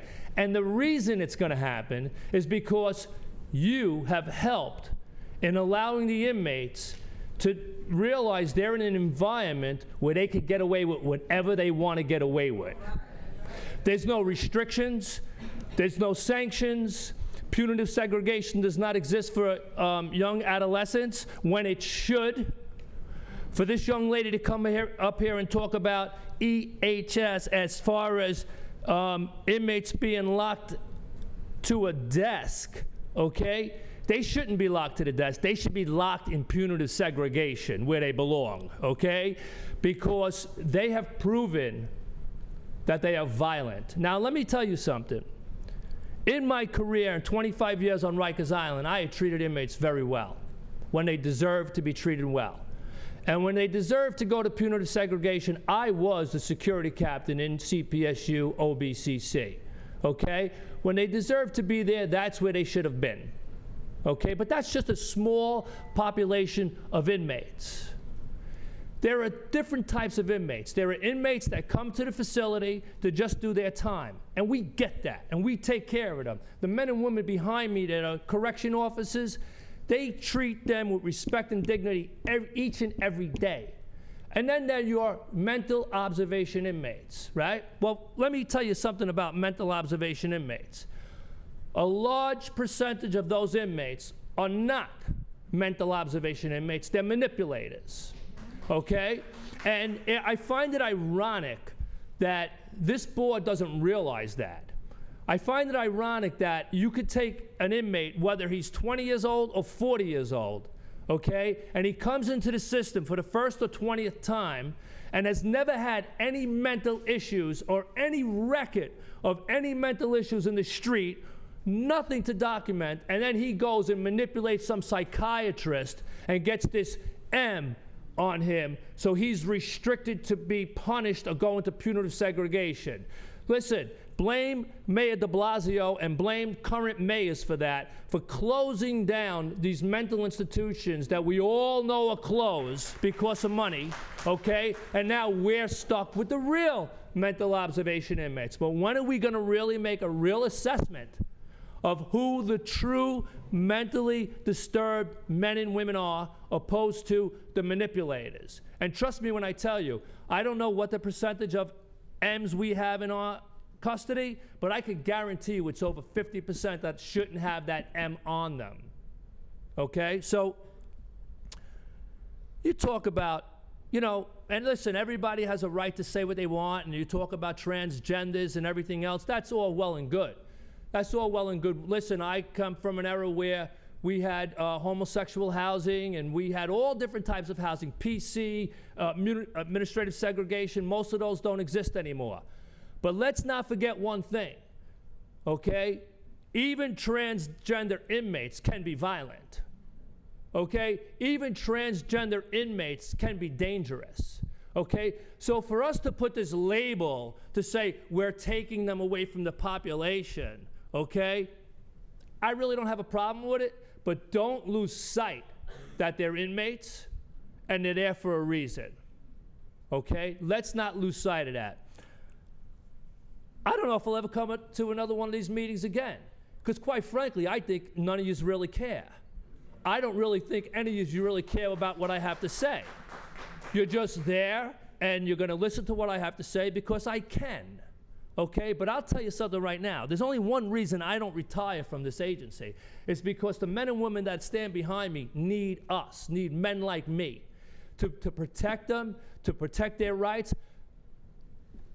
When are we going to really put the correction officer first? When are we going to give them the benefit of the doubt? When are we, I think back of someone that was a president of the PBA 35 years ago, a man named Phil Caruso, who talked about, when are my men and women going to get the benefit of the doubt? Because I'll tell you something right now. The correction officers do not get the benefit of the doubt. They do not, okay? They are Monday morning quarterbacked every day. They're walking into an environment that most of you would never walk into. And I have something else to say, okay? If you have a liberal attitude, and if you are a liberal, there's no room in the Department of Corrections for that attitude, okay? Because a liberal is only a liberal until it happens to them. And then when they get smacked, then they want sanctions imposed, okay? Listen.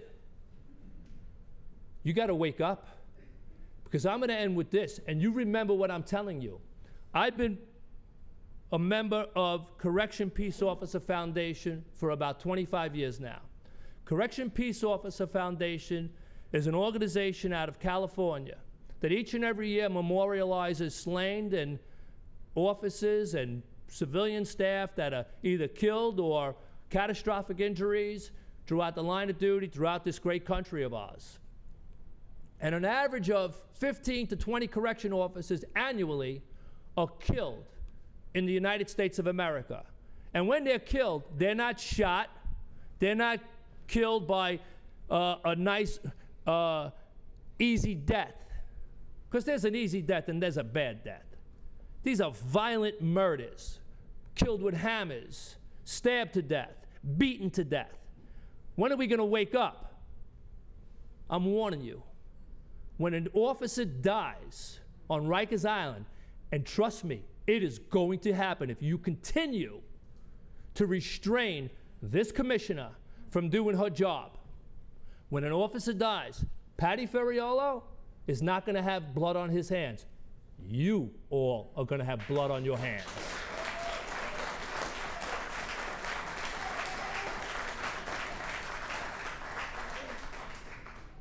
The next speaker is Faisal Zubi.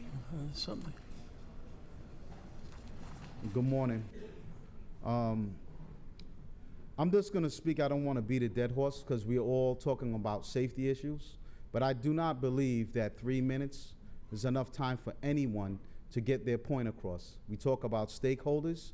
The unions who represent the men and women behind us should be giving just as much opportunity as you give everyone else here to present facts in regards to talking with presenting safe conditions. I do not believe that Elias was able to finish his point, and I'm going to defer the rest of my time and give it to him. Come on up, Elias.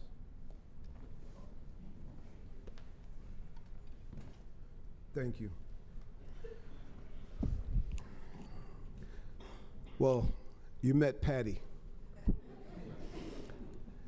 A lot of you say that I seem like I'm always angry. The reality is that I am.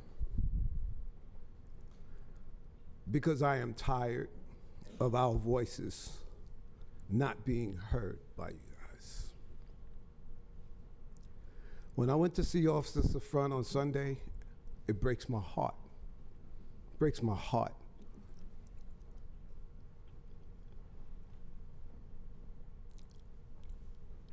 We need to really cut through the chase.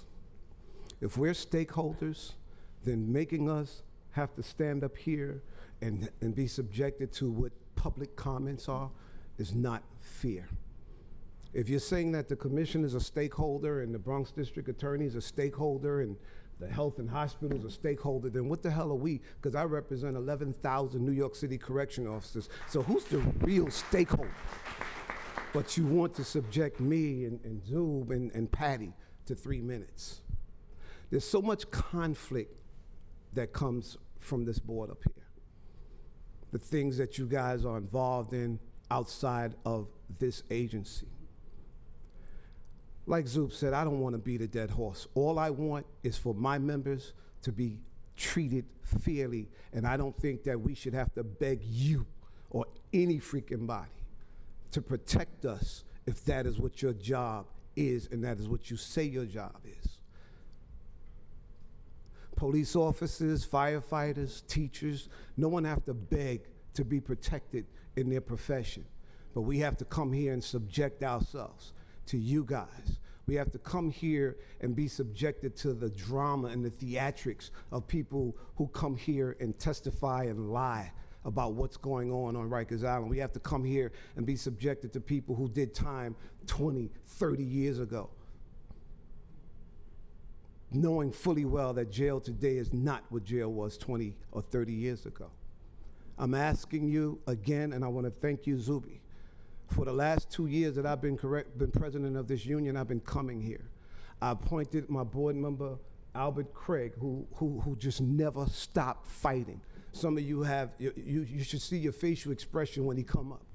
He never stopped fighting. We never stopped fighting. We're never gonna stop fighting. Derek, I appreciate you not even saying that the 3 minute is up. Thank you. But at the end of the day, I need you people, we need you people to stop this data stuff, to stop this meeting. You guys have been calling me for a meeting. I don't wanna meet with you. I don't want to meet with you. I haven't been meeting with you for years. I've been writing you letters for years, and you haven't acted on one goddamn thing that we have talked about. So I don't want to meet with you. Like I said, let's do it in a public hearing, in a public forum. Protect correction officers. Protect correction officers. Allow this commissioner to do her job. Stop bringing corrections here and browbeating us. Stop bringing us here and acting as if we don't do one hell of a goddamn job when you know and we all know that we do. Thank you. Thanks.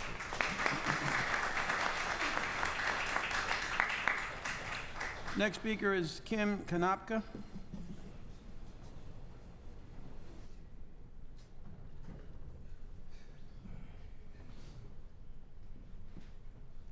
Good morning. My name is Kim Konopka, and good morning. My name is Kim Konopka. I'm a supervisor on the Criminalized Survivors Program at Steps to End Family Violence. I'm just here to give a comment regarding the Trans Housing Unit, and I'll just give a quick intro to my work at Rikers and how that connects to advocacy efforts related to the Trans Housing Unit. So the Criminalized Survivors Program provides clinical and legal support services to survivors of intimate partner violence who have been criminalized for their efforts to survive or resist abusive partner behavior. We provide direct services to survivors of IPV who are detained at Rikers, including LGBTQ folks, many of whom have been there for years, separated from family and or loved ones. They've lost jobs or opportunities in school, stable housing, and more. In our work with women, including trans women, trans men, gender nonconforming, and other queer identified people at Rikers, we are keenly aware of the fallacy of the idea of simply improving conditions for the most marginalized people. Historically, efforts to make jails less bad for specific groups of people have served to rationalize criminalization. We are committed to fundamentally challenging the idea that punishment is the only possible response to harm that we can imagine as a society. As we work towards this abolitionist vision, we agree that harm to marginalized groups can be reduced within prisons and jails. We affirm the findings in the board's report on the trans housing unit and many issues identified there that impact the safety and well-being of TGNC people. Our experience from our work is that there's very uneven practice around the THU. Assumptions about gender identity are being made solely based on the appearance and sex assigned at birth. Microaggressions, insults, and other violence are commonplace. Misidentification of gender means that individuals who may want to apply to the THU are not offered it as an option, and people who may not want to be in THU were placed there with no explanation. There is also a lack of transparency around how decisions are made and delays or lack of responses to applications. This must be remedied. In addition, PREA requires appropriate assessment on a case-by-case basis, including thoughtful risk assessment.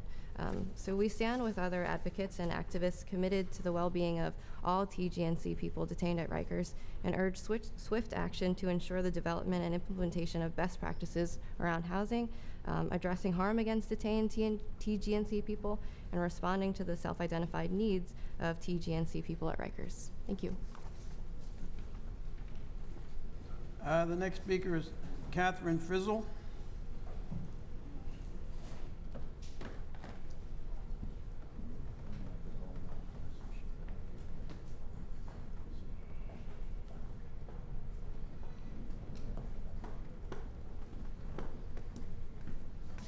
Good morning. I'm a staff attorney with Children's Rights and a member of the Jails Action Coalition. Children's Rights is a national advocate for youth and child welfare and juvenile justice systems nationwide. Our experience with adolescents and young adults in foster care and juvenile justice systems often brings us in contact with adult corrections, as our clients are disproportionately represented in that setting. We offer testimony today in regards to restraints to further influence the board's ongoing rulemaking. The board's recent implementation of a new standard governing the use of restraints on young adults in secure and enhanced supervision housing is a step in the right direction, but our concerns regarding the use of restraints on young adults at Rikers remain. Reports that young adults continue to be subject to restraints without reason inform these concerns. The harmful effects of restraints have been well documented.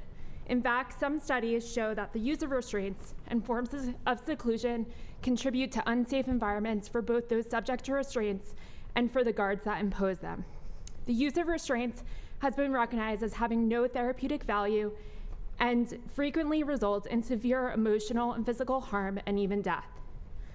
Many of the young adults subject to restrictive housing are more susceptible to the harms of restraints, having experienced past trauma, such as abuse or neglect. Research has shown that the use of restraints can result in the incarcerated person re-experiencing trauma as a reenactment of other past traumas. Best practices indicate that the incarcerated person's past traumatic experiences should be considered when determining whether restraint should be imposed. This is especially important for a population with a high prevalence of post-traumatic stress disorder.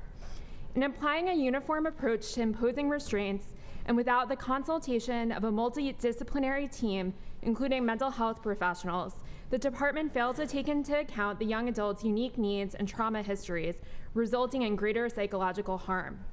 The key to ending the department's reliance on restraints is to address conflict and noncompliance holistically, with input from a multidisciplinary team of professionals, including staff from health and hospitals. Systems that have successfully ended the use of restraints or decreased instances of restraint use have adopted trauma-informed practices and an individualized approach to responding to conflict. Such programs should address the strengths, needs, and challenges of the young adult population. Going forward, the department should codify and implement standards governing the use of restraints that are age-appropriate and take into consideration young adults' unique developmental needs. In doing so, the board should look to the JDAI standards, which are the most comprehensive national standards for conditions of juvenile confinement, and its rulemaking process going forward. Thank you. Thank you. The next speaker is Maya Braun.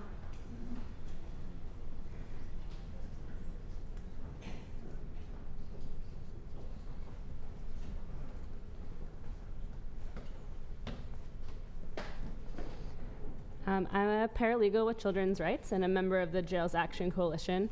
Children's Rights is a national advocate for youth and child welfare and juvenile justice systems and a member of the New York Jails Action Coalition. Since 1995, Children's Rights has served as a national watchdog organization fighting to protect and defend the rights of young people because we believe that children have the right to the best possible futures. We're very concerned about the welfare of young adults at Rikers. We do not support the department's current practice of using restraint desks on young adults in enhanced supervision housing and the secure unit at Rikers. It has come to our attention that the department has continued to utilize restraint desks for up to 7 hours per day while young adults are out of their cells, including while these young adults are in school. Young adults continue to be subject to these conditions for 30 days at a time without consistent review. The Restrictive Housing Rulemaking Committee found that restraint decks should be reserved for extremely violent individuals for a limited amount of time to address an immediate safety concern and only after less restrictive options have been tried and failed. The condition passed by the board mirrors this. They state that these restraints should only be used as long as the need exists, not for a predetermined period of time. The department should follow the advice of the 11 national experts that the Restrictive Housing Rulemaking Committee consulted with. These legal and policy experts believe that there is no valid correctional reason that would justify the placement of young people in restraint desks for up to 7 hours a day, much less for 30 days. They instead believe that chaining young people for this amount of time would engender a great deal of anger and violence. In order to ensure that the department is appropriately implementing the variance, we ask that the board mandate that the department report on the use of restraints in the restrictive housing unit, including the circumstances surrounding their use. Thank you. Next speaker is Kelsey Diavola.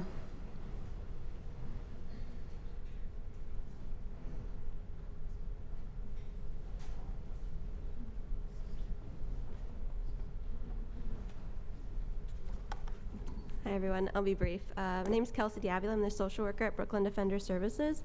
Just want to say that BDS supports the board's efforts to create safe environment for incarcerated people, officers, and staff. But we continue, just to urge you all and to go into rulemaking. BDS echoes what was said earlier by Legal Aid Society and Children's Rights. In addition, we also urge the board to continue to recognize the importance of THU and hold DOC accountable for providing safe housing options for transgender individuals in DOC custody. We agree with what was said earlier again by Legal Aid Society, Dory Lewis, and Steps to End Family Violence. And we look forward to continued communication. Thank you.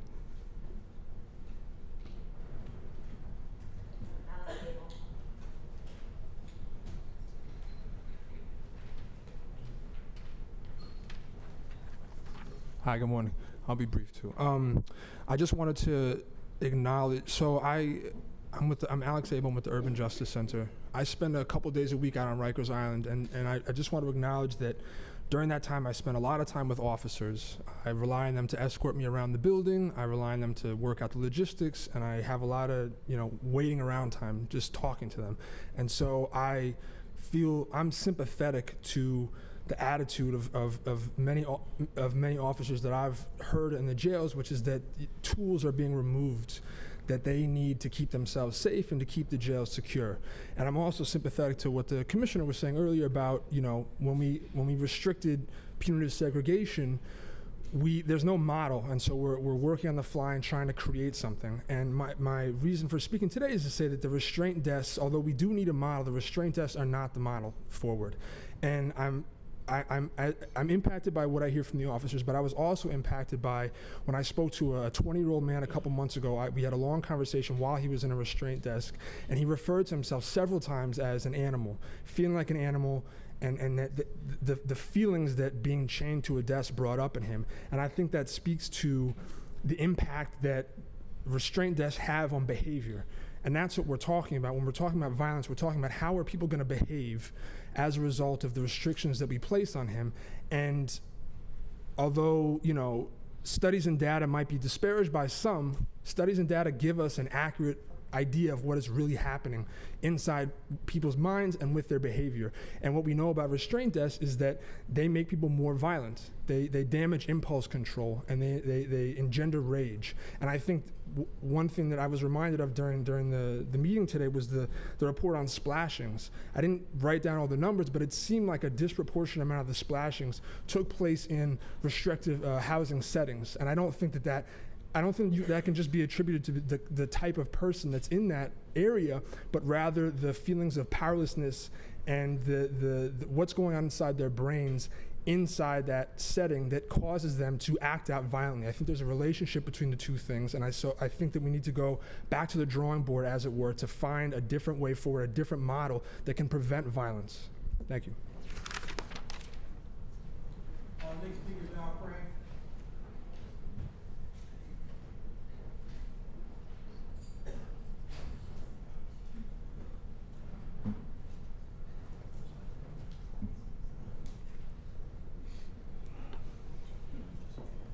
Good morning. Woo, it's cold in here. We got to do something about that. Listen, it blows. This is like I'm in a twilight zone. We gave you these numbers. We gave it to you, and you gave us back numbers. Like Elias said, you gave no solutions. I hear everybody reading nice letters from inmates, and it sounds. I mean, if they're struggling and having a hard way, I feel bad for them. But when are we going to hear the letters from the inmates getting slashed? I don't hear you ever talking about that. See, my brother told me something a long time ago. Everything's a hustle. Everything's a hustle, he told me. I don't know what he was going through, but he said it. So all this time I've been coming up here for 3 years or 2 years, whatever it's been, and I've been saying one thing: safety, safety, safety, safety, safety. Not about these services, not about anything other than just safety. You didn't care. Now it seems like you're starstruck, and the DA's here, and we're going to work with the DA, and we're going to do this, and but we've had these nice conversations privately, and then publicly they don't carry over. And I started asking myself, hey, wait a minute, what's going on here? These people seem like when they're alone, they're very decent people. Then I realized a lot of you not. A lot of it's about money. A lot of you people that come here and talk, you're talking about money. A lot of you getting grants, 25, 30 million, 16 million, 4 million. You're working with the board, with the department, and you're getting money. It's a hustle for you. See, so we are part of this game, and you getting money for it, many of you. And we're gonna expose you people who are getting money from this city. We're gonna expose you. We're gonna do everything. You sat up here, Mr. Richard, and vilified us, held up a book and said, oh, that indicated that we were rapists. You disrespected my profession, my name, and everybody that I've worked with. And this is one of the most racist movements I've ever seen. The only reason that you're not doing something because there's predominantly black and Hispanic officers. Because if it was Caucasian officers, you would be upset. But you're not going to do that. See, the thing is, now I'm listening to her talk about restraint desk and how that hurts people. Let me tell you something. Nobody wants anybody cuffed to any desk. Nobody wants it. But you can't even come up with your sympathy and empathy and all those other T's sound good, but they don't do a goddamn thing for somebody getting beat up and cut. So while that's something, I mean, like those numbers you spewed, those numbers that you, in response to our handing you those booklets. Number one, we handed you a booklet with solutions, NYC book. And in it, we talked about restrictions and all of that. You didn't do nothing with it.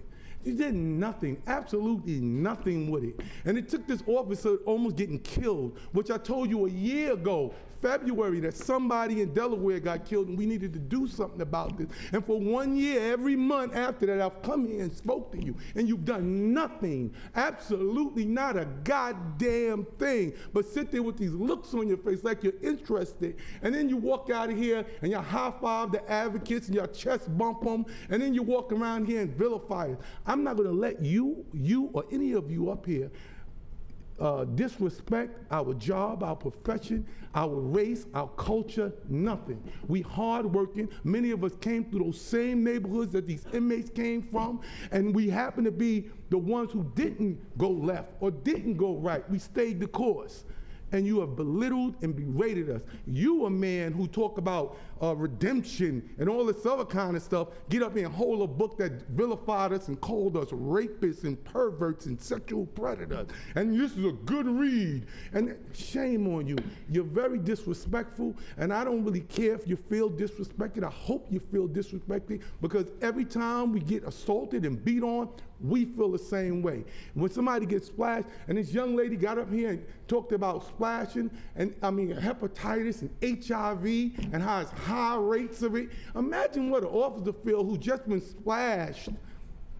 Look at the correlation between inmates with high rates of HIV and hepatitis and somebody getting feces and urine thrown. And I've been saying it for 2 years. And for 2 years, you've done nothing. Take Gerald, what's his name, leave, and get out. Find another hustle, because this ain't working out well for nobody but you.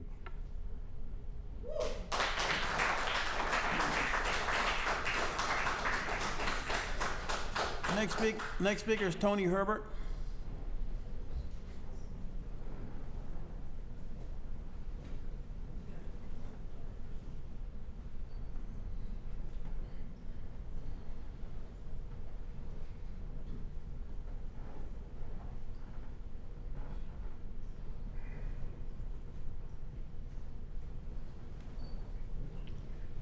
Good morning. It's always hard to follow the leadership in the union because they speak the truth with regards to the issues that's not being addressed. But I have a question for you. Maybe I didn't see it somewhere.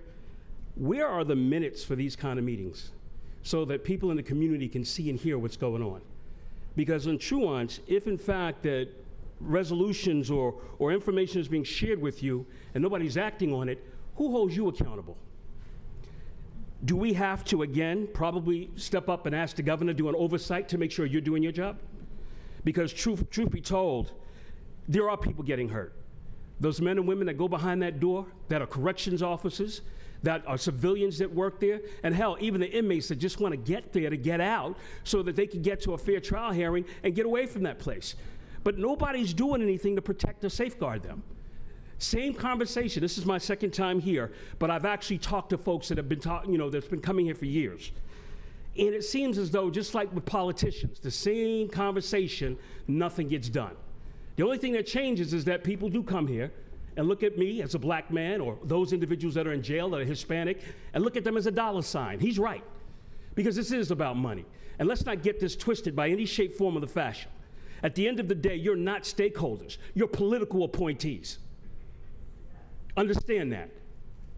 And then when you have people on your board who basically talk about upholding the rights of individuals, but then turn around and hire somebody to sexually assault somebody to work for them after he steps down from his corporation, and you stand up here and say that you're here to give a fair assessment, to stand and look at people honestly, you have to double check that. You have to double check that. Now, I don't know half of you people up here, I really don't care. But at the end of the day, what I do know, our community is not getting the information of what's going on. What we hear is what we hear from these corrections officers when they come home, that are brothers and sisters, mothers, aunts, uncles, that we have to talk to, like I have, relatives, friends that I went to school with. My fraternity brothers work in that facility, and the stories I hear coming out of that. And then you get people coming here talking about, I'm gonna save the world.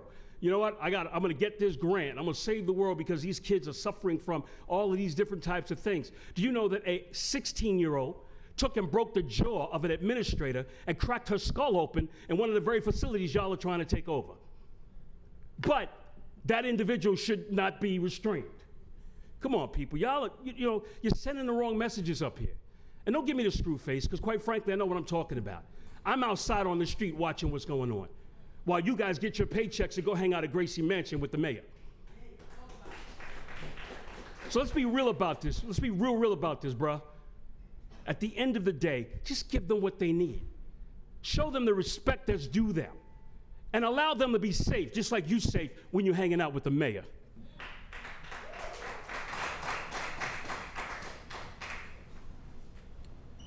The next speaker is Vincent Capers.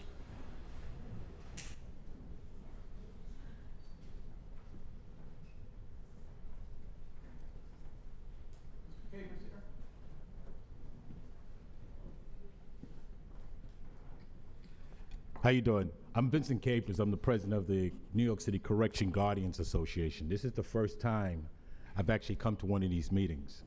But I've watched these meetings on YouTube, on the internet, and one of the things that breaks my heart is when we watch these videos and we see our commissioners, chiefs, people I've worked with, had the privilege, the honor to work under, come in here, leave here. It's almost like coming here asking, allow us to run this department. And I think it's a disgrace. Inmates are removed from the community for violating a penal law. What is the penalty for violating civil rules while incarcerated? If, however, there is no penalty for continuing bad acts, why arrest them in the first place? Inmates are incarcerated because they violated penal law, a law established by New York State, the state of New York, which allows the offender to be removed from the community.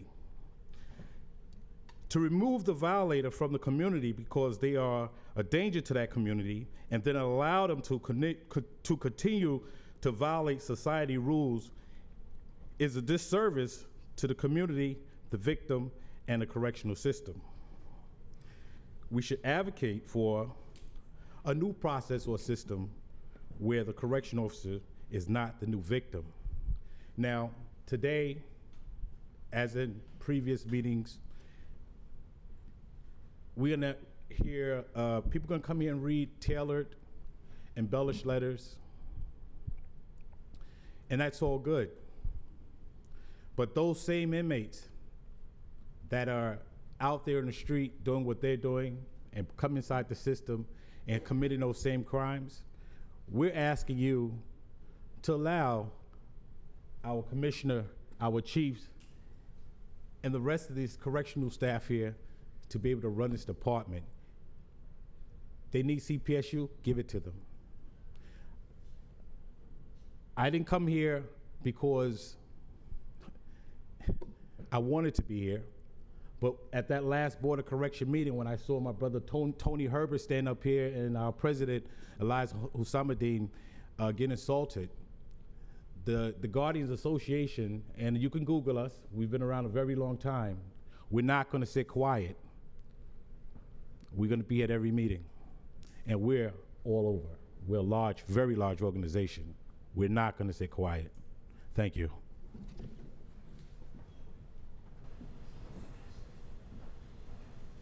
Next speaker is Victoria Phillips.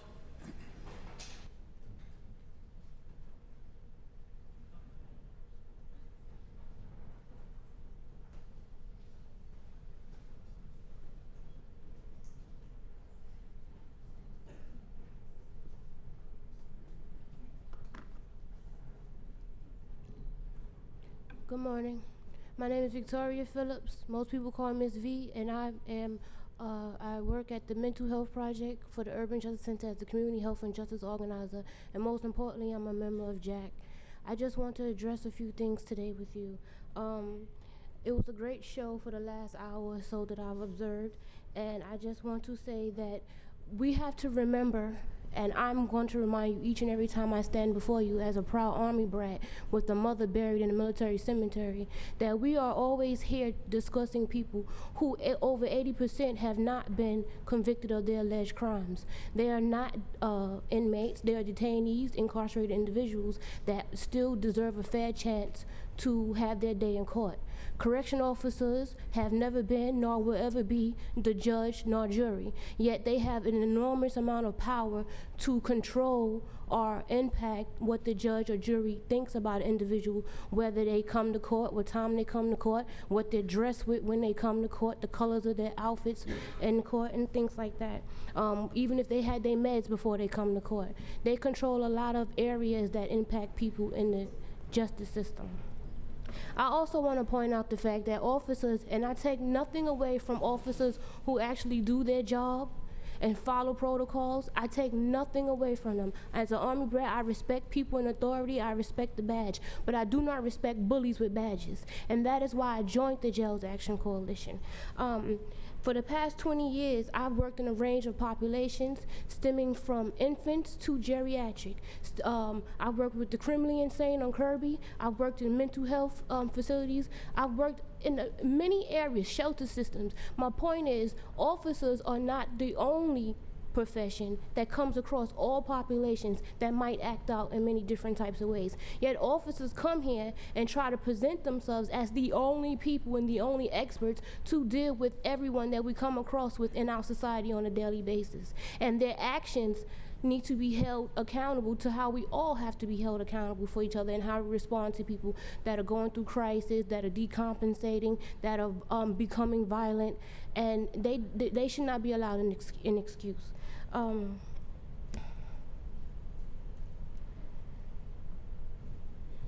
Last week I went to a forum and for the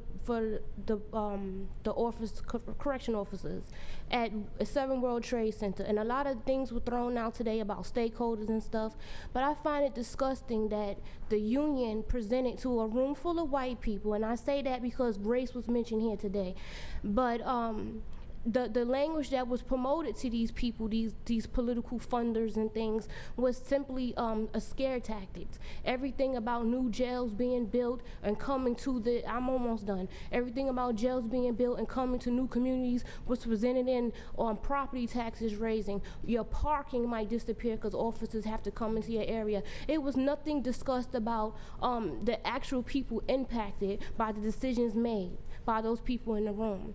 When we talk about racism, majority of the people that's incarcerated in the DOC system are people of color, melanin people. Yet there was not one person directly impacted in that conversation. And I encourage you, as you each go out to and be a part of panels and things, to ask directly, if you are a part of a panel, where is the incarcerated or the formerly incarcerated's voice in amongst this discussion?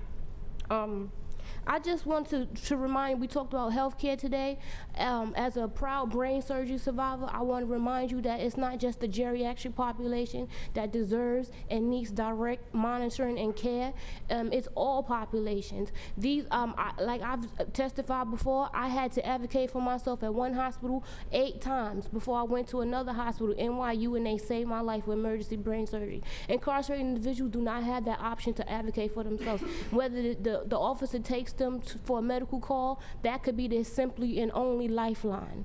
And it's your responsibility to continue to hold DOC responsible and not just accept we're working on it or we're going to get the report to you, but hold them accountable. When things are due, it needs to be submitted. I have one more thing I want to say. You're well over your time. Okay, one more thing I want to say. When we come to True and Priya, please stay on this, because DOC has come up here and reported, even in 2016, over 800 alleged accounts were reported about rape. But Grace, it was, I don't remember the exact number, but it was a small amount that was actually investigated. And we need to do better on that. Everybody here has issues that they're going through, and everybody needs to be supported, but everybody needs to develop a level of respect for each other. It doesn't matter your political views.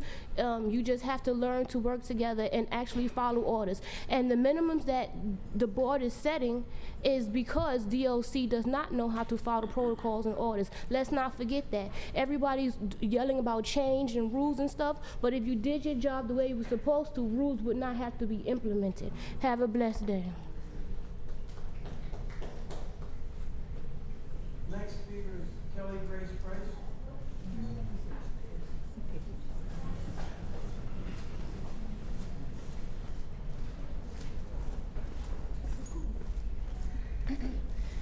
Good morning or afternoon. I'm Kelly Grace Price from the Jails Action Coalition, and I thank you for giving me 3 minutes to speak at the end of this hearing. I wanted to start by apologizing to the board and to the leadership of COBA, because during the January meeting, I was totally out of line. I was speaking back when COBA was testifying. I was trying to defend you, Chair Cephas. That was not my place, and I apologize. I've been really triggered lately. Things have been hard, and sometimes I feel like I'm a bit of a Greek chorus because I don't get paid for doing this work. Nobody owns me, and I feel like I'm entitled to say things that other people are restrained.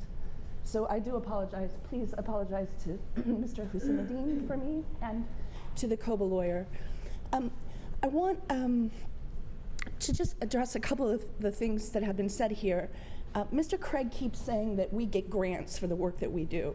I want to remind people that the Jails Action Coalition is an unpaid coalition. We do this work, as Victoria says, it's hard work. We do this because it needs to be done. I want to address a couple other things. Mr. Craig mentioned that people stand up here and tell lies about our experience on Rikers Island. Let me promise you, I've never told any lies about what happened to me on Rikers Island. I'm still waiting for CO Rebelta, badge number 14944, to give me my shoes back that she took out of my property bag. I never lied about that.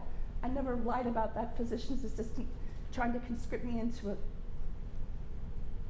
rape. I never lied about these things. We don't lie about these things. I have many other things I'd like to do with my life. I don't stand up here and lie. There's no reason. Please remember that. I only have a minute left, but I want to remind you, Commissioner Braun, that on December 14th, 2015, you stood in City Council and you reminded the public advocate, Letitia James, and the chair of the Criminal Justice, the Fire and Safety Committee, that you had a robust PREA plan that would be implemented within 2 years. I quote you, Commissioner Braun. You said, "We have received federal grant money to implement PREA standards within the agency, so becoming PREA compliant is a process," you said.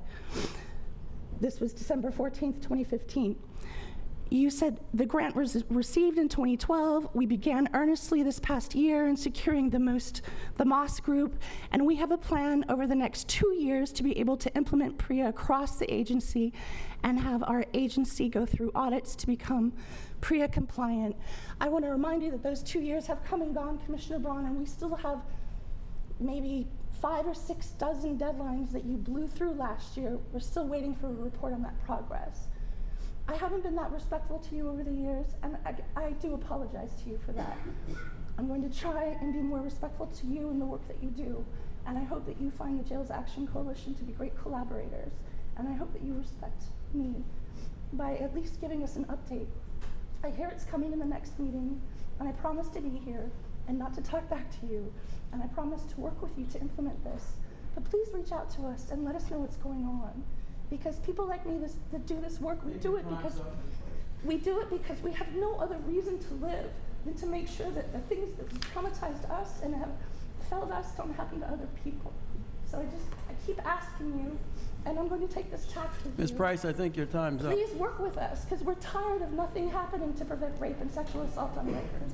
Thank you. I do beg your pardon. Thank you. There's no other speakers on the agenda. Next board meeting is April 20th here at 9 o'clock. We're adjourned. Thanks very much.